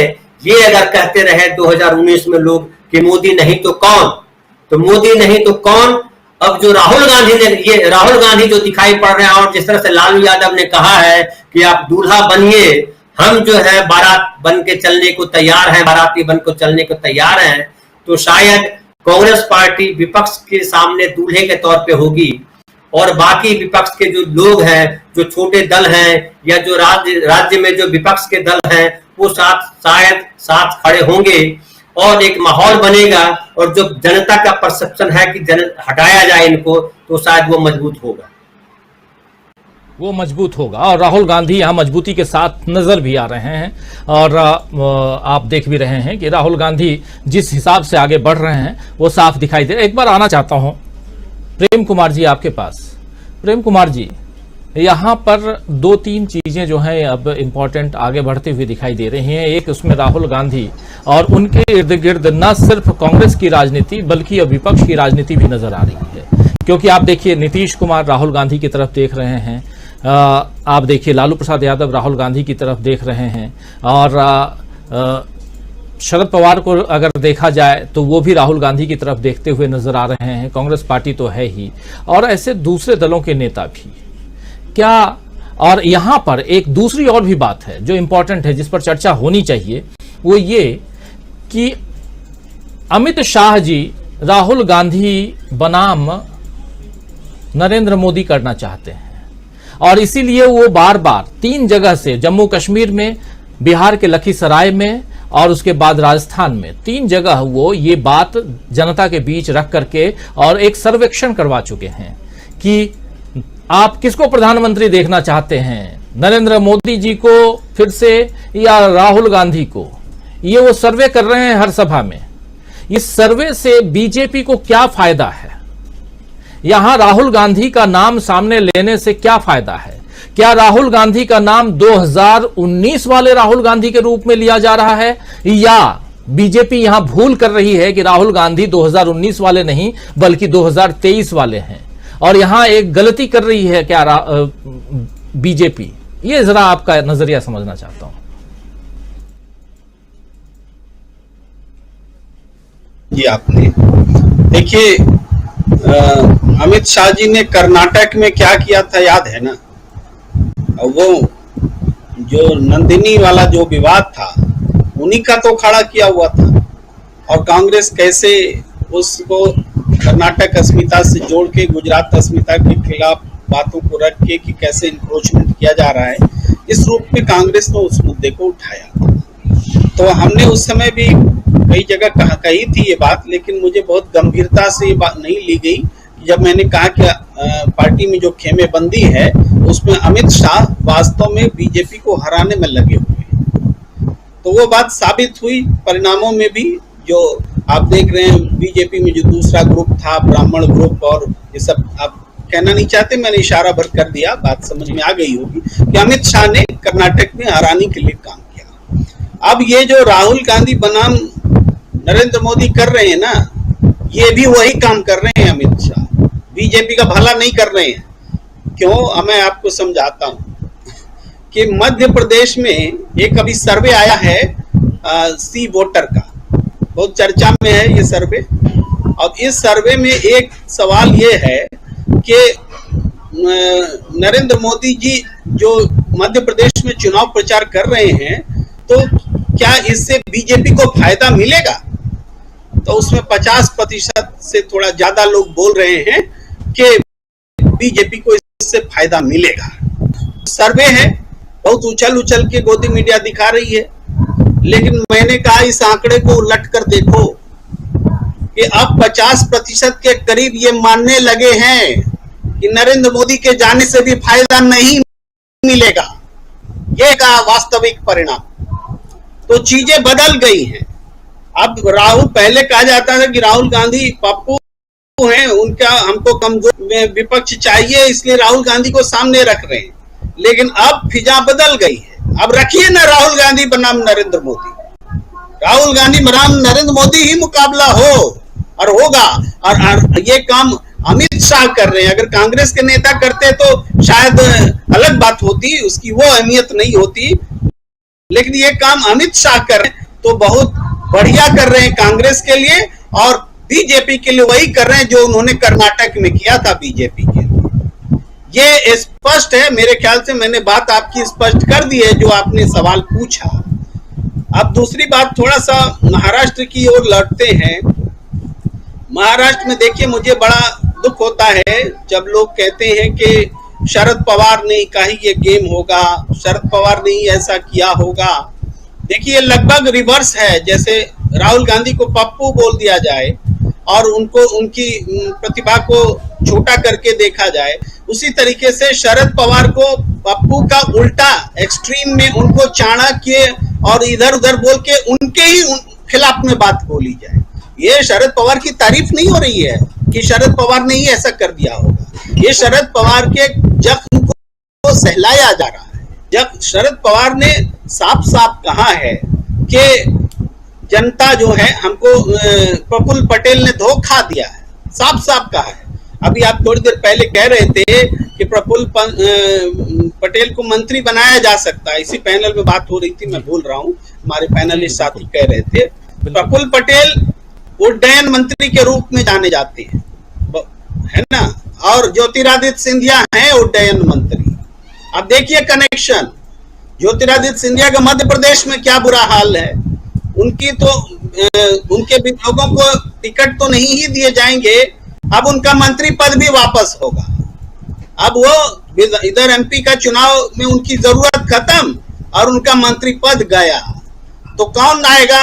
यही उड्डयन मंत्री लाइन में लगे रहेंगे, ये दूसरे प्रफुल्ल पटेल वाले जो है। तो ये पूरा गेम सेट है। इस तरीके से भारतीय जनता पार्टी की जो पॉलिसी है, अपने ही साथ के लोगों को कमजोर करना, तोड़ना और इस्तेमाल करना और इस्तेमाल करके फेंक देना। हम थोड़ी देर पहले सुन रहे हैं इसी चर्चा में कि देवेंद्र फडणवीस का कद बढ़ गया या वो बीजेपी के मुख्यमंत्री होने वाले हैं। जब होने वाले हैं तब होने वाले हैं। फिलहाल तो स्थिति ये है कि उनके बगल में एक और डिप्टी सीएम आ गया है, बीजेपी का कद घट गया है। भाई देवेंद्र फडणवीस के बगल में अजित पवार आ गए हैं, जो कभी मुख्यमंत्री होते थे वो उप मुख्यमंत्री हो गए, और उप मुख्यमंत्री ही नहीं, उप मुख्यमंत्री ही नहीं, डी शिव कुमार नहीं बन पाए। कि डी शिव कुमार ने कहा था कि डिप्टी सीएम एक ही होगा और उस पर हुआ, लेकिन यहाँ पर एक ही नहीं दूसरा थोप दिया गया। तो ये जो देवेंद्र फडणवीस का कद बड़ा नहीं है, छोटा हो गया है, छोटा। और अब परमुटेशन कॉम्बिनेशन का वक्त नहीं रहा कि उसको मौका दे दो, उसको चौका दे दो। अब तो चुनाव में जाने का वक्त आ रहा है। लोकसभा चुनाव है, उससे पहले मुंबई का चुनाव है, तब बाद में विधानसभा का चुनाव है, और चुनाव फेस करने की ताकत तो एकनाथ शिंदे में है ही नहीं। वो तो अपने बेटे का भी चुनाव जीत जाए तो बहुत बड़ी बात होगी। और जिस तरीके से महाराष्ट्र में शरद पवार जनता के बीच कनेक्ट कर रहे थे, उनकी रैली में जितनी बड़ी बड़ी भीड़ जुट रही थी, अब हालांकि फिर परीक्षा होगी, चूंकि समीकरण बदलते हैं तो चीजों को फिर से साबित करना पड़ता है। तो शरद पवार जी ने कोई बहाना नहीं बनाया है, उन्होंने कहा है कि हम पार्टी फिर से खड़ी करेंगे, यानी उन्होंने माना है कि लोग उनके साथ छोड़कर गए हैं। यही शरद पवार थे, तब नहीं माना था उन्होंने जब रात के अंधेरे में शपथ दिलाई गई थी अजित पवार को, और तब अजित पवार के पक्ष में सारे लोग हैं ऐसा दावा किया गया था। लेकिन शरद पवार ने कुछ घंटों में एक एक विधायक को अपने साथ जोड़ लिया और अजित पवार अकेले रह गए थे। तब उन्होंने नहीं कहा था कि जनता फैसला करेगी, उन्होंने फैसला किया। अभी ज्यादा दिन नहीं हुए उन्होंने पार्टी का अध्यक्ष पद छोड़ने की जब अपील की थी, तो पूरा महाराष्ट्र जो है एनसीपी यूनिट जो है रो रही थी। ज्यादा दिन नहीं हुआ है, और आज ऐसा नहीं है कि जादुई तरीके से जन भावनाएं बदल जाएंगी। देखिए, एक थोड़ी सी बात कहते हैं, आप जान रहे हैं कि आप अंतिम चरण में हैं आप बहस के, लेकिन स्पष्ट करना जरूरी है। ये हमारी डेमोक्रेसी एक अजीबोगरीब फेज पे गुजर रही है। महाराष्ट्र एक ऐसा प्रदेश बन गया है जिसमें कोई पार्टी नहीं जो सत्ता में नहीं रही हो। महाराष्ट्र में जनता ने एक बार वोट दिया, उसके हाथ कट गए, उसके बाद सरकार का बनना बिगड़ना, गठबंधन का बनना बिगड़ना, इसको आप अगर रेखांकित करने जाए, देखने जाए, तो हमें लगता है कि अब जनता सरकार नहीं बना रही है, विधायकों को की खरीद फरोख्त से सरकार बन रही है, भ्रष्ट गठबंधन से सरकार बन रही है। जब चाहे जिस तरीके से पार्टी को तोड़ के 2 शिवसेना, 2 एनसीपी और इस तरीके से सरकार बन रही है। भाई अभी नरेंद्र मोदी जी ने कहा ना कि गारंटी है कि भ्रष्टाचारियों को जेल में भेजेंगे, उन्होंने कहा था। लेकिन भ्रष्टाचारियों को जेल में भेजेंगे जो गारंटी दी उन्होंने, उनको मंत्री बना दिया। जेल क्या भेजेंगे, उन्होंने मंत्री बना दिया। तो अब लेकिन इसको बोलने में भी ये बात विपक्ष को देखनी पड़ेगी कि अगर आप अपने साथ रहे नेताओं को भ्रष्ट कहेंगे क्योंकि आप आपके साथ चले गए, तो ये विश्वसनीय बात नहीं होगी। विश्वसनीय बात यह है कि बीजेपी अपनी ताकत का इस्तेमाल ऐसी परिस्थिति का फायदा उठाने के लिए, विपक्ष के नेताओं को जेल भेजने के लिए, और जो उनकी बात नहीं मानते हैं उनको सत्ता में है तो मंत्री रह करके भी जेल जाएंगे, चाहे मनीष सिसोदिया हो, चाहे महाराष्ट्र के मंत्री हो, मंत्री रहते हुए जेल में गए। क्यों? क्योंकि उन्होंने कॉम्प्रोमाइजेस नहीं किए। और जो लोग उससे बाहर हैं, जो लोग कॉम्प्रोमाइज कर ले रहे हैं, उनको मंत्री बना दिया जा रहा है।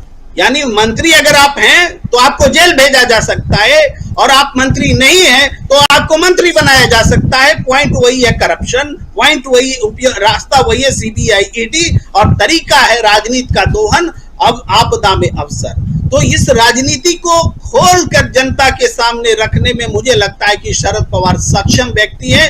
याद है जब वो बरसात में छाता लेकर के निकले थे, पूरी फिजा बदल दी थी इलेक्शन की उन्होंने, और एक बार फिर, और कर्नाटक में राहुल गांधी जी ने भी जो बरसात में भीग भीग करके भाषण दिया था, लैंडमार्क स्पीच है वो, उसने भी फिजा बदल दी कर्नाटक की। तो इन नेताओं में वो ताकत है कि वो राजनीति को बदल दे सकते हैं। अभी इंतजार कीजिए, क्या विधायकों के खरीदने से लोकतंत्र मजबूत नहीं होता है, लोकतंत्र जनता को सशक्त बनाने से होता है।